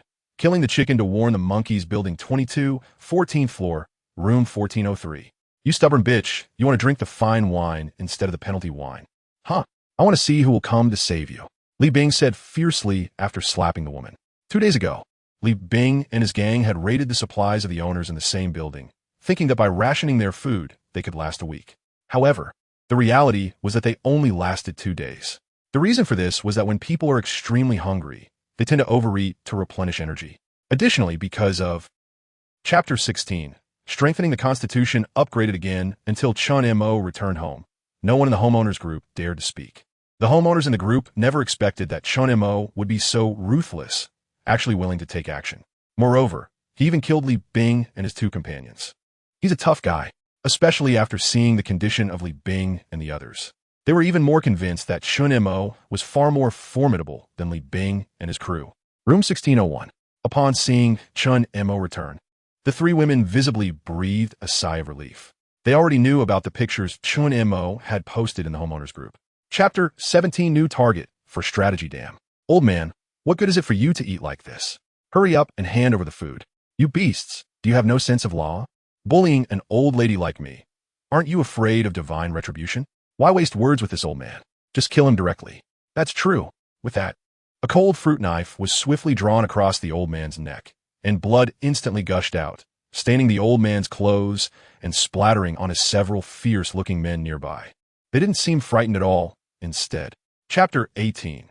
Sweeping the supermarket, harvesting abundantly, seeing these giant creatures. It would be a lie to say I wasn't scared. But more than that, it was disgust. Fortunately, the aisle wasn't long, and Chen Mo instantly teleported outside.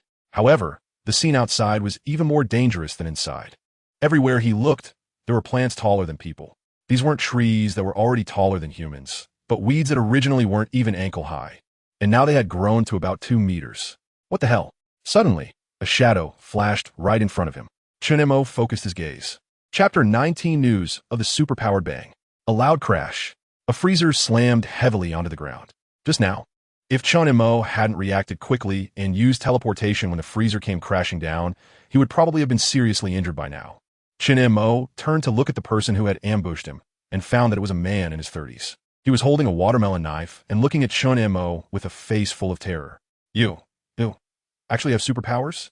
Upon hearing this, Chen Mo's brows immediately furrowed. Chapter 20. Little lowly. Tang Xiaoro, having already walked through the area once, Chen Mo was familiar with the road conditions, so it took him less than 10 minutes to return. Upon arriving at the entrance of the central Flower City community again, Chen Mo did not go straight home, but instead headed to the Lotus Garden community across the street. Although Lotus Garden is just a road away from Central Flower City, the quality of the two communities is world apart. Central Flower City consists of commercial housing, with a total of 16 high-rise buildings, 6 mid-rise buildings, and many villas and townhouses, offering a variety of layouts, and most of the residents are young people. However, Chapter 21, taking the Chenibu girl home. You, where did you conjure these things from? Tang Xiaoro looked at Chen Mo in shock as he seemingly pulled a bunch of items out of thin air like a magic trick.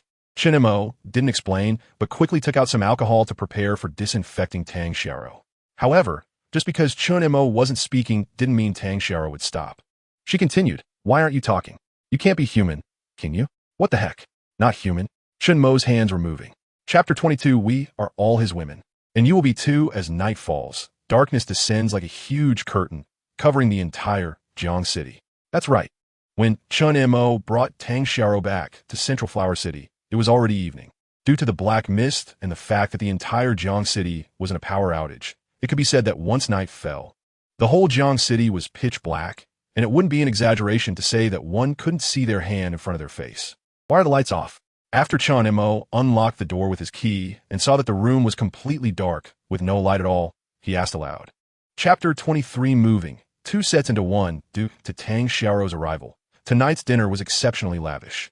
In addition to the top-grade M9 Australian Wagyu beef, Chen Mo also brought out a bunch of supplies he had scavenged from the supermarket, and they enjoyed hot pot. Eating hot pot in the apocalypse is probably a unique experience. Of course, such a sumptuous dinner once again left Tang Xiaoro in shock. Isn't this too extravagant? Tang Xiaoro exclaimed in surprise. What is this?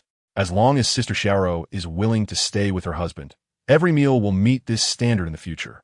Lin Roashua said with a faint smile, looking just like a rightful queen. Chapter 24.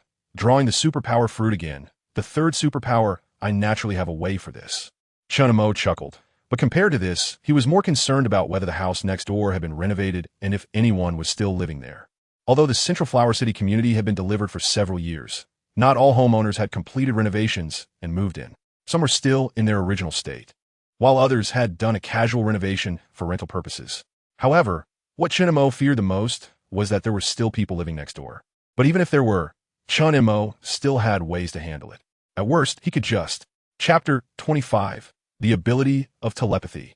Host, Chen Mo, age, 26, physique, 50, average value for ordinary adults is 10. Mentality, 20, average value for ordinary adults is 10. Unlock supplies.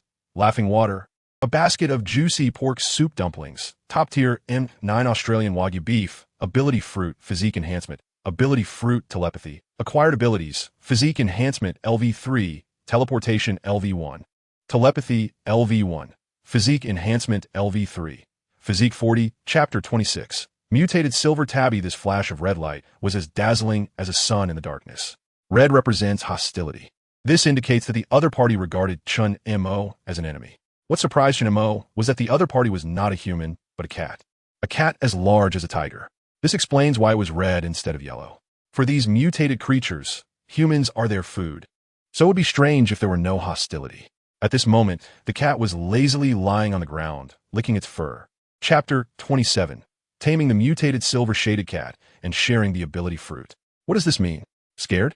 As expected, the mutated silver-shaded cat no longer growled at Chen Mo, but instead made a purring sound. Chen Mo had never raised a cat himself, but his ex-girlfriend had a cat before, so he still understood some of the cat's behaviors. When a cat makes a purring sound, it indicates that it is happy or seeking affection. What the hell? Is it comfortable after being beaten? At this moment, Chen Mo noticed that the mutated silver-shaded cat. Chapter 28. The monster in the underground parking lot in the living room. Lin Ruoxue, Bai Lu, and Tang Xiaoro had just finished showering, wrapped in towels. They sat on the sofa with Su Jin, their damp hair casually draped around them. It was a beautiful scene reminiscent of freshly bloomed lotus flowers, making Chen Mo's heart race. Chen Mo quickly adjusted his thoughts, reminding himself to stay calm. It wasn't the time to think about such things. He looked at the three of them and asked, "So, how do you feel?" "Honey, I feel amazing right now. Full of energy." Tang Xiaoro was the first to speak. As a seasoned. Chapter 29. Mutant bats, what did you say? There's a monster in the underground parking lot? You can't be serious, can you? Yang Yong stared at Lu Hui, frowning as he asked. No, Yang Ge, if you don't believe me, you can ask the others, Lu Hui explained, keeping his eyes fixed on Yang Yong. If Yang Yong decided to take him out, he would retaliate immediately. But fortunately, Yang Yong ultimately believed what he said. Did you see what that monster looked like? Yang Yong continued to ask. Chapter 30. Not instant noodles, but crunchy noodles, ding. Telepathy has leveled up to level 3. Spirit 40. Perception range increased to 50 meters. Ding. Telepathy has leveled up to level 4. Spirit 80. Perception range increased to 100 meters. Listening to the system prompts ringing in his mind, Chen Mo felt both joy and sorrow. The joy was that telepathy had finally reached level 4, and the perception range had increased to 100 meters, which could cover almost half of the neighborhood. The sorrow was that to level up his telepathy, he had actually consumed over 200 ability fruits. You heard that right, it was. Chapter 31. The riots intensify after dinner. Chen Mo went to room 2803 next door to bring some food to Yinjian. After that, he lit a cigarette and sensed everything happening downstairs. At this moment, a group of rioters led by Yang Yong had already rushed up to the 10th floor. They had looted everything below the 10th floor. Fortunately, due to the commotion, a large number of residents had already fled before the rioters broke down their doors. However, there were still a few residents who, holding on to a sense of luck, hid in their homes. And this small group of residents, except for the women, eventually also fell victim. Chapter 32. Unilateral massacre. Honey, aren't we going to help? Lin Ruoxue asked while leaning against Chen Mo in the living room. An hour ago, Chen Mo had just returned from next door when some homeowners came to knock on the door. However, Chen Mo and the others did not open the door. Instead, they pretended that no one was home. Nevertheless, they still learned some information from the conversations of other homeowners. It's fine, let them go. If they can't handle it, I'll step in. This is better for us to establish the shelter, Chen Mo said with a smile. Chapter 33. Recruited 22 property owners, established a shelter. Big brother, please spare us. Big brother, we were all forced into this. It was Yang Yong who made us do it. Please let us go. In the blink of an eye, Chen Mo had taken down more than a dozen thugs. Now, only 5 or 6 were still able to stand. No, to be precise, only those who could still kneel were left. These individuals had been scared out of their wits. A few of them were even so frightened that they had wet themselves. Chen Mo did not use teleportation again, but instead walked step by step towards the remaining thugs. Chapter 34. Defeated by the mutant bats. Chen Mo strategically retreats in the blink of an eye. It has been 10 days since the black mist descended upon Blue Star. The situation abroad is still unknown. But domestically, everything has come to a complete standstill. At first, people thought this was just a temporary phenomenon, believing that the government would step in to resolve it at the earliest opportunity. However, 10 days have passed, and the government shows no signs of intervening. Some even began to suspect that the government had abandoned them. In order to survive, people started to organize themselves spontaneously, forming temporary shelters. Meanwhile, in Central Flower City, after Lin Ruo. Chapter 35. Lesson. Lin Ruoxue. Honey, are you okay? Did you deal with that monster? As soon as Chen Mo returned, Lin Ruoxue immediately stepped forward with concern. At the same time, Bai Lu, Su Jin, and Tang Xiaoro looked at Chen Mo with worried expressions. Just now, Su Jin and Tang Xiaoro had learned about the situation from Lin Ruoxue and Bai Lu. Chen Mo sat down in front of the sofa and gestured to Lin Ruoxue. Without a second thought, Lin Ruoxue directly sat in Chen Mo's lap. Today, Lin Ruoxue was wearing a white shirt on top and black pants on the bottom. Chapter 36. The goose passes and plucks the wool. Chen Mo walked through the door and entered the shopping mall. At this moment, the interior of the mall was dark and eerie, completely silent without a sound. Chen Mo activated his telepathy to observe his surroundings, wary of any mutated creatures suddenly appearing. The entire mall was quite large, covering an area of over 5,000 square meters, with a total of 5 floors. After entering, Chen Mo first took a stroll around the first floor of the mall. The first floor mainly consisted of clothing stores and a few luxury shops, with only a handful of dining establishments. In these clothing stores, there were men's, women's, and children's clothing. Chapter 37. An unexpected encounter with 2 eligible beauties. After leaving the mall, Chen Mo began to head home using teleportation. Today's gains made him realize that he needed to get out more in the future. Although Jiangsheng is not a first-tier city, it is still a sub-provincial city with a population of nearly 10 million. In such a large city with a substantial population, the variety of resources available is quite impressive.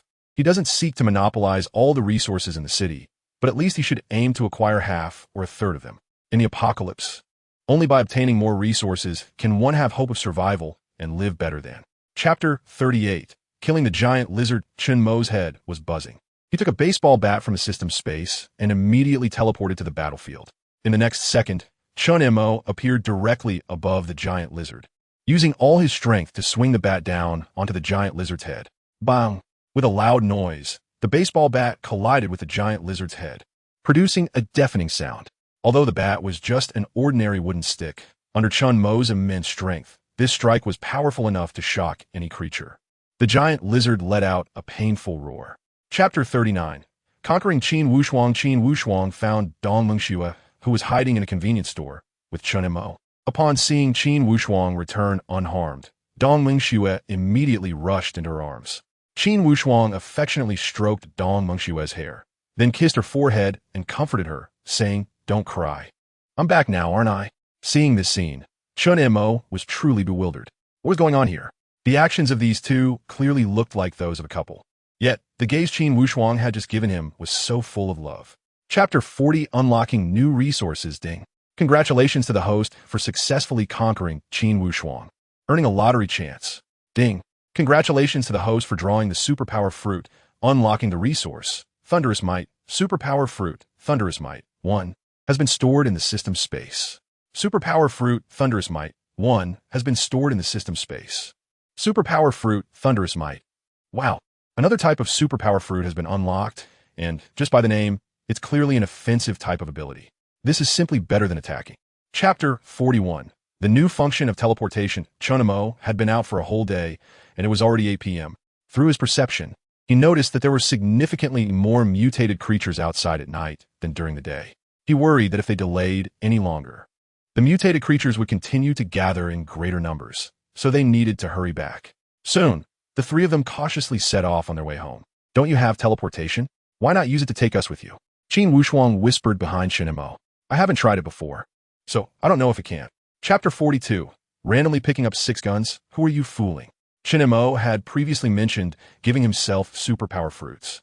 At first, Qin Wushuang thought Chen Mo was just joking, but she didn't expect him to actually give them to her, and he gave her 2 right away. Although she still didn't know the current value of the superpower fruits, she figured they must be quite rare, yet Chen Mo directly gave her and Dong Mengxue 2 each. Qin Wushuang immediately felt warmth in her heart, her eyes slightly reddening, and her gaze towards Chen Mo was filled with emotion and affection. These 2 superpower fruits were for physical enhancement and telepathy. Their functions. Chapter 43. Special Lottery. Self-selected supplies at 2 a.m. While everyone was sound asleep, Chen Mo quietly returned to the rooftop. To avoid drawing attention, he deliberately chose a rooftop far from Building 22.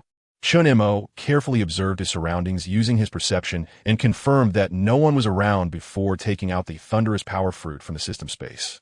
Without any hesitation, he swallowed a whole. Once the fruit was in his stomach, a warm sensation rose within him. However, it came quickly and left just as fast. Chapter 44. Ready.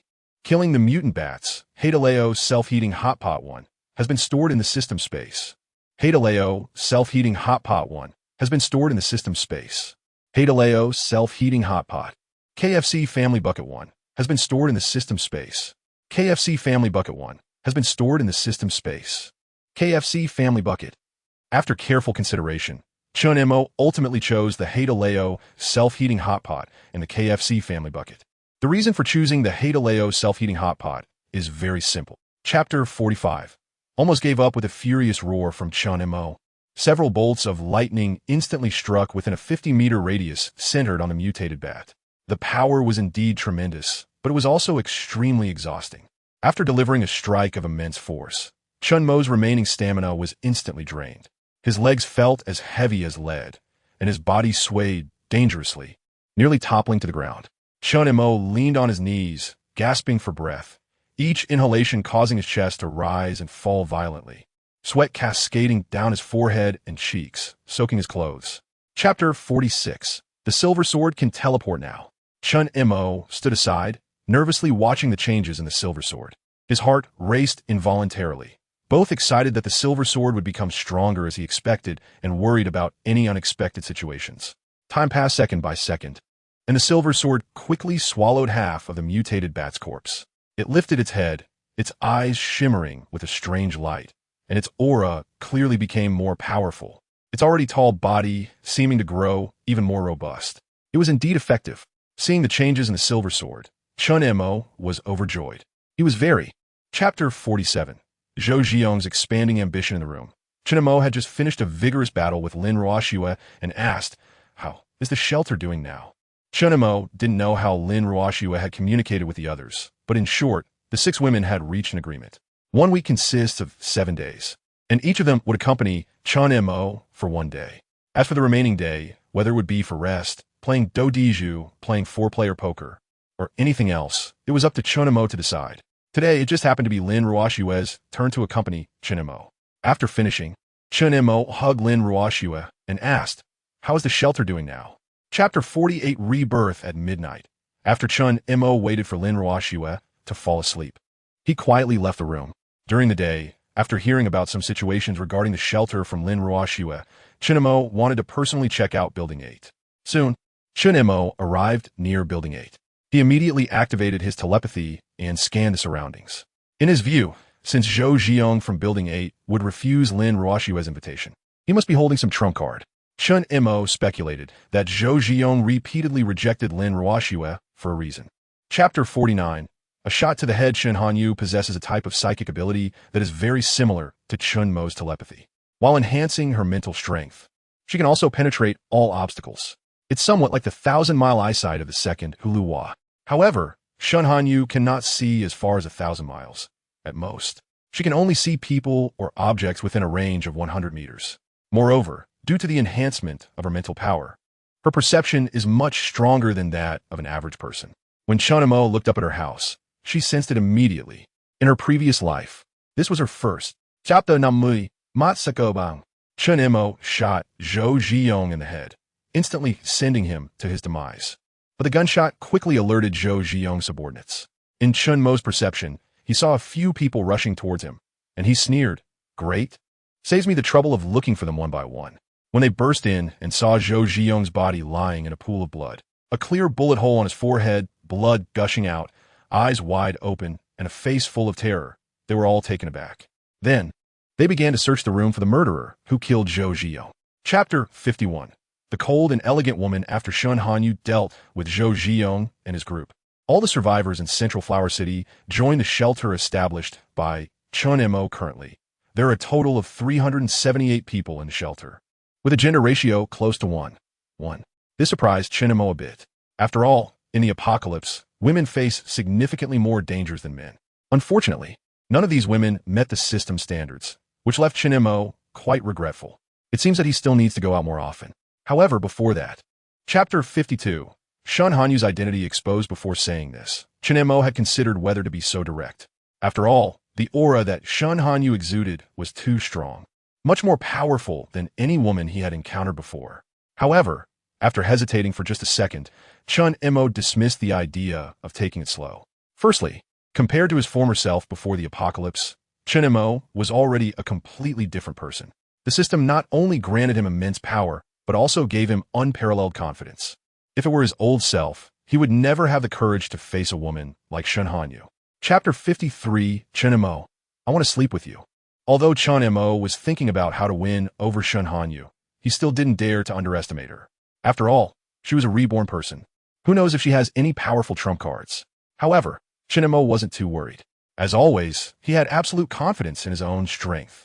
Just as Chen Mo was contemplating how to win over Chen Hanyu, he suddenly noticed that she was slowly moving toward the cabinet. Although Chen Hanyu was hiding well, she still couldn't escape Chen Mo's perception. Moreover, Chen Mo had already. Chapter 54. Chen Hanyu's special potential. Chen Hanyu took a deep breath, suppressing the anger within her, and said, I can agree to everything else, even if it means helping you find the ability fruit. Chen Mo shook his head, appearing unmoved, and said, I've said it before, I only have one requirement, and that is to sleep with you. As for the ability fruit, I don't need it. Chen Hanyu felt that Chen Mo had misunderstood her intentions and hurriedly said, the ability fruit I mentioned is not what you think. I know where many powerful ability fruits are hidden. No, I really don't need anything. Chapter 55, the fifth superpower, mental link. Ding. Congratulations to the host for successfully capturing Chen Hanyu, gaining a lottery chance. Ding. Congratulations to the host for winning the superpower fruit. Unlocking resource. Superpower fruit, mental link. Superpower fruit, mental link. 1 has been stored in the system space. Superpower fruit, mental link. 1 has been stored in the system space. Superpower fruit, mental link. As the system prompts echoed in their minds, both Chen Mo and Chen Hanyu reached their peak at the same time. Coming back to her senses, Chen Hanyu just. Chapter 56. The upper limit of the human body's tolerance to abilities. After thinking for a moment, Chen Hanyu asked the guess in her heart, have you eaten an ability-enhancing fruit? How did you know? Chen Montauk instinctively replied, just as I guessed. What do you mean by that? Do you know something? The upper limit of the human body's tolerance to abilities would not be a secret in the future, and Chen Hanyu shared this information with Chen Mo without much thought. According to scientists' research in later generations, the human body's tolerance to abilities is. Chapter 57. Survivors in the hospital. After searching the outpatient building, Chen Mo headed straight for the inpatient building. As he approached the inpatient building, he sensed the situation inside. His guess was correct. Everyone in the hospital had gathered in the inpatient building. Jiangxing First People's Hospital is the largest of the 3 hospitals in Jiangxing. Before the apocalypse broke out, the hospital was always overcrowded, with patients often waiting several hours just to see a doctor. Therefore, when the apocalypse struck, many people were trapped inside the hospital. Even now, it has already. Chapter 58. Is the grenade fun? Stupid. The one speaking was none other than the suddenly appearing Chen Mo. In fact, Chen Mo had arrived long ago. He had just been secretly observing everyone from the shadows. He heard every word of the conversation among the group very clearly. It is important to note that the number of survivors on the 6th floor below is dozens of times that of their group. It would be one thing if there were any ability users among them, but unfortunately, they are all just ordinary people. In a situation where they know they cannot win, going there is not seeking revenge. It is looking for death, which is very. Chapter 59. The virtuous female. Dr. Ding. Target matching the criteria for the Goddess Codex has been found. Name, Wang Xiu. Age, 28. Appearance, 92 points. Figure, 96 points. Inner qualities, 100 points. Untouched. Overall score, 96 points. Hint, meets the requirements. Successful grants 1 lottery chance. This female doctor named Wang Xiu is one of the 2 goddesses that the system previously indicated match the standards. Chapter 60. Everyone's choice. Although Chen Mo's question was directed at everyone, his gaze was fixed on one person in particular. This person was also another goddess that met the criteria indicated by the system prompt. Ding. A target that meets the criteria for entry into the Goddess Compendium has been found. Name, Lucian. Age, 22. Appearance, 91 points. Figure, 92 points. Inner qualities, 100 points in full bloom. Overall score, 92 points. Hint, meets the criteria for attack. Chapter 61. Getting in the car. Going home. Handsome, where are we going? Handsome, why did you suddenly disappear and then reappear? Handsome, was that explosion really caused by a grenade? Where did you get the grenade? Are you a police officer? Handsome, why aren't you talking? After leaving the hospital building, the nurse Xiao Yu chatted nonstop along the way. At first, Chen Mo responded to her and chatted a bit, learning that her name was Xiao Yu and that she entered the hospital in the same year as Lu Shiwen. Chapter 62. Isn't having a baby supposed to be at the hospital? Why go to the bedroom? At 5 p.m., the blood-red remnants of the sun struggled in the surging black fog as a white SUV slowly pulled up at the entrance of the Central Flower City community. The journey from Jiangcheng First People's Hospital to Central Flower City was only a little over 10 kilometers, yet Chen Mo took a full hour to drive. On the way to the hospital, Chen Mo had used instant transportation and hadn't noticed the road conditions. It was only on the way back that he discovered the streets were filled with cracks. Even in areas without cracks, various mutated plants and creatures blocked the way, making normal passage impossible. Fortunately, Chen Mo had. Chapter 63, the sixth superpower, space teleportation. That night, after dinner, Chen Mo called Lu Shiwen into the bedroom again. After a fierce battle, he gained another chance to draw a prize. This time, Chen Mo was incredibly lucky again and won a new superpower fruit. Ding! Congratulations to the host for successfully conquering Lu Shiwen, gaining a chance to draw a prize. Ding! Congratulations to the host for drawing the superpower fruit. Unlocking resource, space teleportation, superpower fruit, space teleportation. 1 has been stored in the system space. Superpower fruit, space teleportation. 1 has been stored. Chapter 64. So many ability fruits. Are we wholesale? What? What are you guys doing? Chen Mo asked with a puzzled expression as he looked at the three of them. Upon hearing this, the three exchanged glances and Shen Hanyu said, "Did you bring us in just for this? Why are you shy now?"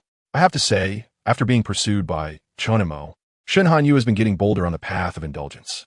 At this moment, she spoke these words without a hint of embarrassment, completely unaware of shyness. Of course, it's also possible that she was always this kind of person. Chen Mo just didn't know it before. Chapter 65, Comprehensive Improvement. After upgrading all abilities by 1 level, Chen Mo immediately opened his personal panel. Host, Chen Mo, age, 26, physique, 170, the average value for ordinary adults is 10. Mental, 230, the average value for ordinary adults is 10. Unlocked resources, laughing water, a basket of fresh and juicy soup dumplings, top grade M9 Australian beef, ability fruit, physique enhancement, ability fruit, teleportation, ability fruit, telepathy, ability fruit, thunderstrike, type 92 hand. Chapter 66. The disaster 6 months later. I know a little bit, but I heard it from others, and I'm not sure if I can find it. Shen Hanyu explained, then suggested. However, as far as I know, the more powerful the ability contained in the ability fruit, the later it matures. So no one should have discovered it yet. Oh, really? Haven't you thought about intercepting those mutated fruits yourself? Chen Mo replied with a smile. If Shen Hanyu didn't have this idea, Chen Mo would never believe it. Sure enough, Shen Hanyu continued. Chapter 67. Filling the gaps. In an extra surprise, Shen Hanyu had some thoughts about those supernatural fruits, but not too many. After all, with her current strength, even if she knew where they were, she wouldn't dare to go and get them. It was better to do Chen Mo a favor. However, she never expected that Chen Mo would actually have his sights set on the supernatural fruits she had hidden away. She was very clear about how Chen Mo knew she had supernatural abilities. This was because one of the supernatural fruits he had given her contained a type of mental perception ability, which was much more advanced than her own X-ray vision. I can tell you where those supernatural fruits are, but can you not? Chapter 68. Testing new abilities. Departing for Jiangxing University, having just acquired 2 new abilities. Chen Mo felt it was still too early to consider upgrading them. For now, he believed the most important thing was to test the effects of his 2 new abilities. He turned to look at Shen Hanyu, concentrated, and activated his mind's eye. Immediately, his eyes shone with a light. In the next second, a virtual panel popped up in front of Chen Mo. The top of the panel recorded Shen Hanyu's personal information. Name, Shen Hanyu, age, 32 body. Chapter 69, A Deep Sisterly Bond. Jiangxing University stands on the east side of Jiangxing, nestled against the mountains and by the water, with an exceptionally advantageous geographical environment. But that was in the past. Who knows about now? However, Chen Mo speculates that the probability of those who can survive is likely less than 1/3. Because the once lush green trees and flocks of birds have now become nightmares for the students. On the way to Jiangxing University, Chen Mo, through telepathy, saw many groups of survivors, 3 or 5 together, setting out to search for supplies. Most of these survivors are ordinary people without abilities, who can only proceed cautiously. Chapter 70, Another woman who meets the system standards. Who are you? The 3 of them changed their expressions at the sudden appearance of Chen Mo and Shen Hanyu. Their faces filled with fear as they said, "How did you get in?" Meanwhile, Sun Qian looked at the 2 with curiosity. clearly puzzled about how they managed to enter when the dormitory door was closed. Chen Mo ignored the three seemingly close friends and carefully examined Sun Qian behind them. All along the way, Chen Mo had been using telepathy. Just now, when passing by the girls' dormitory building, he had taken a curious glance. Chapter 71, New Abilities. Frenzied blood rampage. Weren't we just in the dormitory? How do we suddenly end up outside? Su Qian looked around in fear. The surroundings were shrouded in black mist. And aside from Chen Mo and Shen Hanyu beside her, she couldn't see anything clearly. Chen Mo smiled and said, "This is my ability. I can teleport." Teleport? Su Qian's expression immediately showed surprise. Are there really ability users in this world? Shen Hanyu gently patted Su Qian's shoulder, her face carrying a gentle smile as she said, "The apocalypse has already erupted. Let's move." Chapter 72. The humanoid monster Su. She hadn't eaten anything for a long time, and after going through so much, she was already starving. Chen Mo smiled and casually took out a bucket of KFC family bucket from his system space. "Here, eat this to fill your stomach first. There's even better food when we get back." KFC family bucket? Sushi blinked her big, bright eyes in surprise, staring at Chen Mo. Where did he pull out this family bucket from? And how did he have a family bucket? Could it be from more than 10 days ago? Chapter 73, The Origin of the Humanoid Monster. Half an hour ago. Jiangcheng University, in the biological laboratory. Haha, I did it. I finally succeeded. I'm truly a genius. With this gene potion, humanity can evolve. I am the savior of mankind. Zhang Jija looked at the masterpiece in his hands, filled with excitement. He had finally completed a groundbreaking work. He was a biology professor at Jiangcheng University, spending his life researching human genes. However, human genes are the most mysterious field for humanity, and countless researchers have dedicated their lives to it without. Chapter 74. As long as there's good food. It seems like having more women doesn't matter. What are you doing here? After Chen Mo teleported with Shen Hanyu and Su Qian to Shen Hanyu's home, he unexpectedly saw Lin Ruoxue and the others. As soon as they saw Chen Mo return, they immediately got up to greet him. Lin Ruoxue curiously glanced at Shen Hanyu and Su Qian behind Shen Mo, then pointed at Wang Xiyu and the others present, saying, "Honey, no wonder you haven't been home these days. It turns out you have someone outside." Honey? Upon hearing Lin Ruoxue's address to Chen Mo, Shen Hanyu and Su Qian's faces immediately. Chapter 75, Special Lottery. All abilities level up 3 levels after finishing dinner.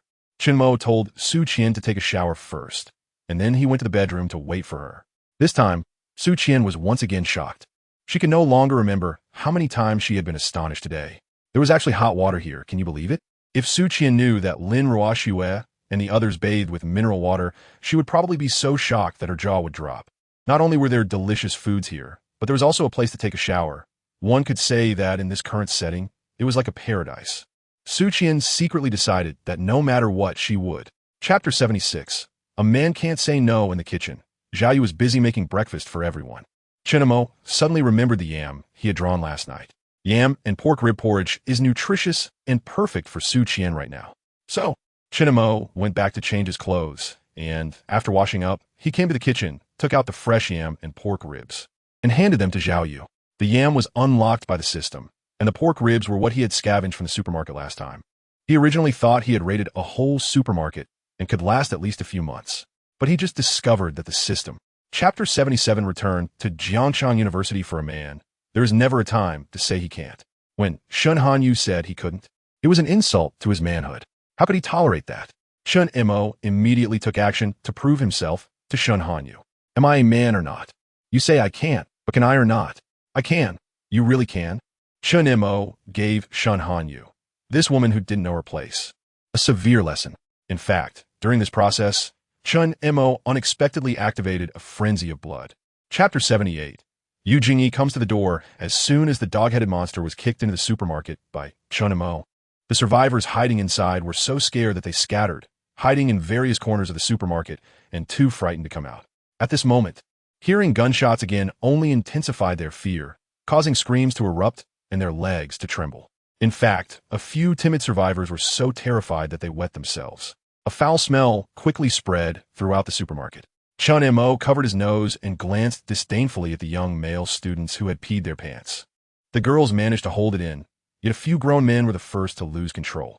Chapter 79. The Ugly Side of Humanity. Hard to imagine. What do you think? Will you agree?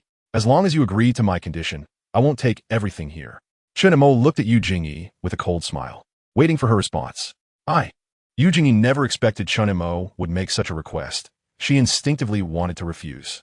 However, before she could finish her sentence, the several men who had previously questioned Chen Mo started to speak up. You should agree to him quickly, or we will all starve to death. Chapter 80.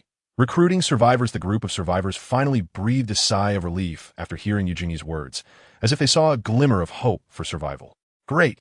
Our food will finally not be taken away. Beautiful lady, thank you. We will definitely remember the sacrifice you made today. You are truly beautiful inside now. I have to say, the speed at which these people change their attitudes is faster than flipping a book. Just a second ago, they were blaming and cursing Yu Jingyi and the others. In this moment, everyone's attitude took a complete turn. Chapter 81. Everyone has their own aspirations. The buzz cut boy was the first to speak up and choose to join, and Chen Mo was not surprised at all. After all, what he had just said had already made his attitude clear. He chose to fight with Chen Mo because he was facing death anyway, so he naturally wanted to take a chance. Now that there was an option that didn't involve dying, he had no reason to refuse.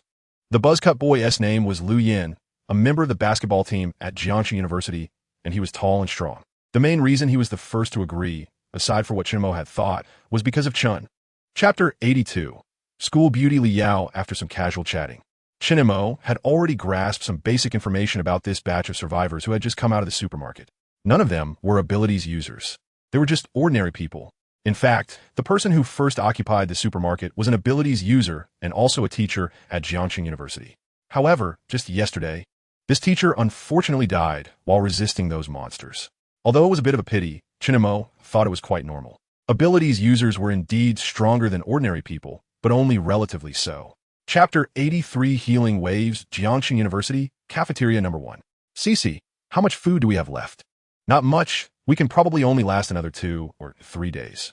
1. Have the people sent out to find food returned? Not yet. Sister Yao, do you think they might have already died outside? In a private room on the second floor of the cafeteria, Li Yao was holding a routine meeting with several shelter managers. After hearing the reports from the others, Li Yao's face showed concern. But she still forced herself to remain calm and said, everyone, we all. Chapter 84. The future of mobile spring water. After reading the introduction of Li Yao's ability, Chen Mo could only describe it with 2 words. Impressive. It's important to note that this is just the effect of level 1. Chen Mo even wondered if, in the future, when Li Yao raises the level of this ability, it might have miraculous effects like bringing the dead back to life. However, even if there's no way to raise the level of the ability, as long as Li Yao's physical condition is improved, the healing effect will also be greatly enhanced. Although Chen Mo cannot help Li Yao raise the level of her ability, he can help her improve her physical condition. Chapter 85. He is Zhou Buotao, thank you. Li Yao looked at Chen Mo with gratitude and sincerely expressed her thanks. The thought that she almost harmed Lin Hao due to her stubbornness made Li Yao feel deeply guilty. If it weren't for Chen Mo's timely intervention, the consequences would have been unimaginable. Not only that, but Chen Mo also provided her with precious ability fruits. Without these ability fruits, she probably wouldn't have been able to save even one person, let alone save both Wang Yu and Lin Hao at the same time. Is that all? Just a thank you? That doesn't seem sincere enough. Chen Mo stared at Li Yao, a mischievous smile appearing on his face. Chapter 86. Killing Zhou Buotao. Are you Zhou Buotao? I've heard your speed is very fast. I'm curious, is it your speed that's fast? Or is it my bullet that's fast? Chen Mo raised his right hand holding the gun, aimed at Zhou Buotao, and said with a cold smile. Previously, Li Yao had witnessed Zhou Buotao kill someone, so she was very clear about how strong Zhou Buotao was. For some reason, seeing him confront Chen Mo made Li Yao feel a subtle expectation, but also a hint of worry. She was worried that Chen Mo would be no match for Zhou Buotao and would die at his hands. Li Yao didn't even know why she felt this way.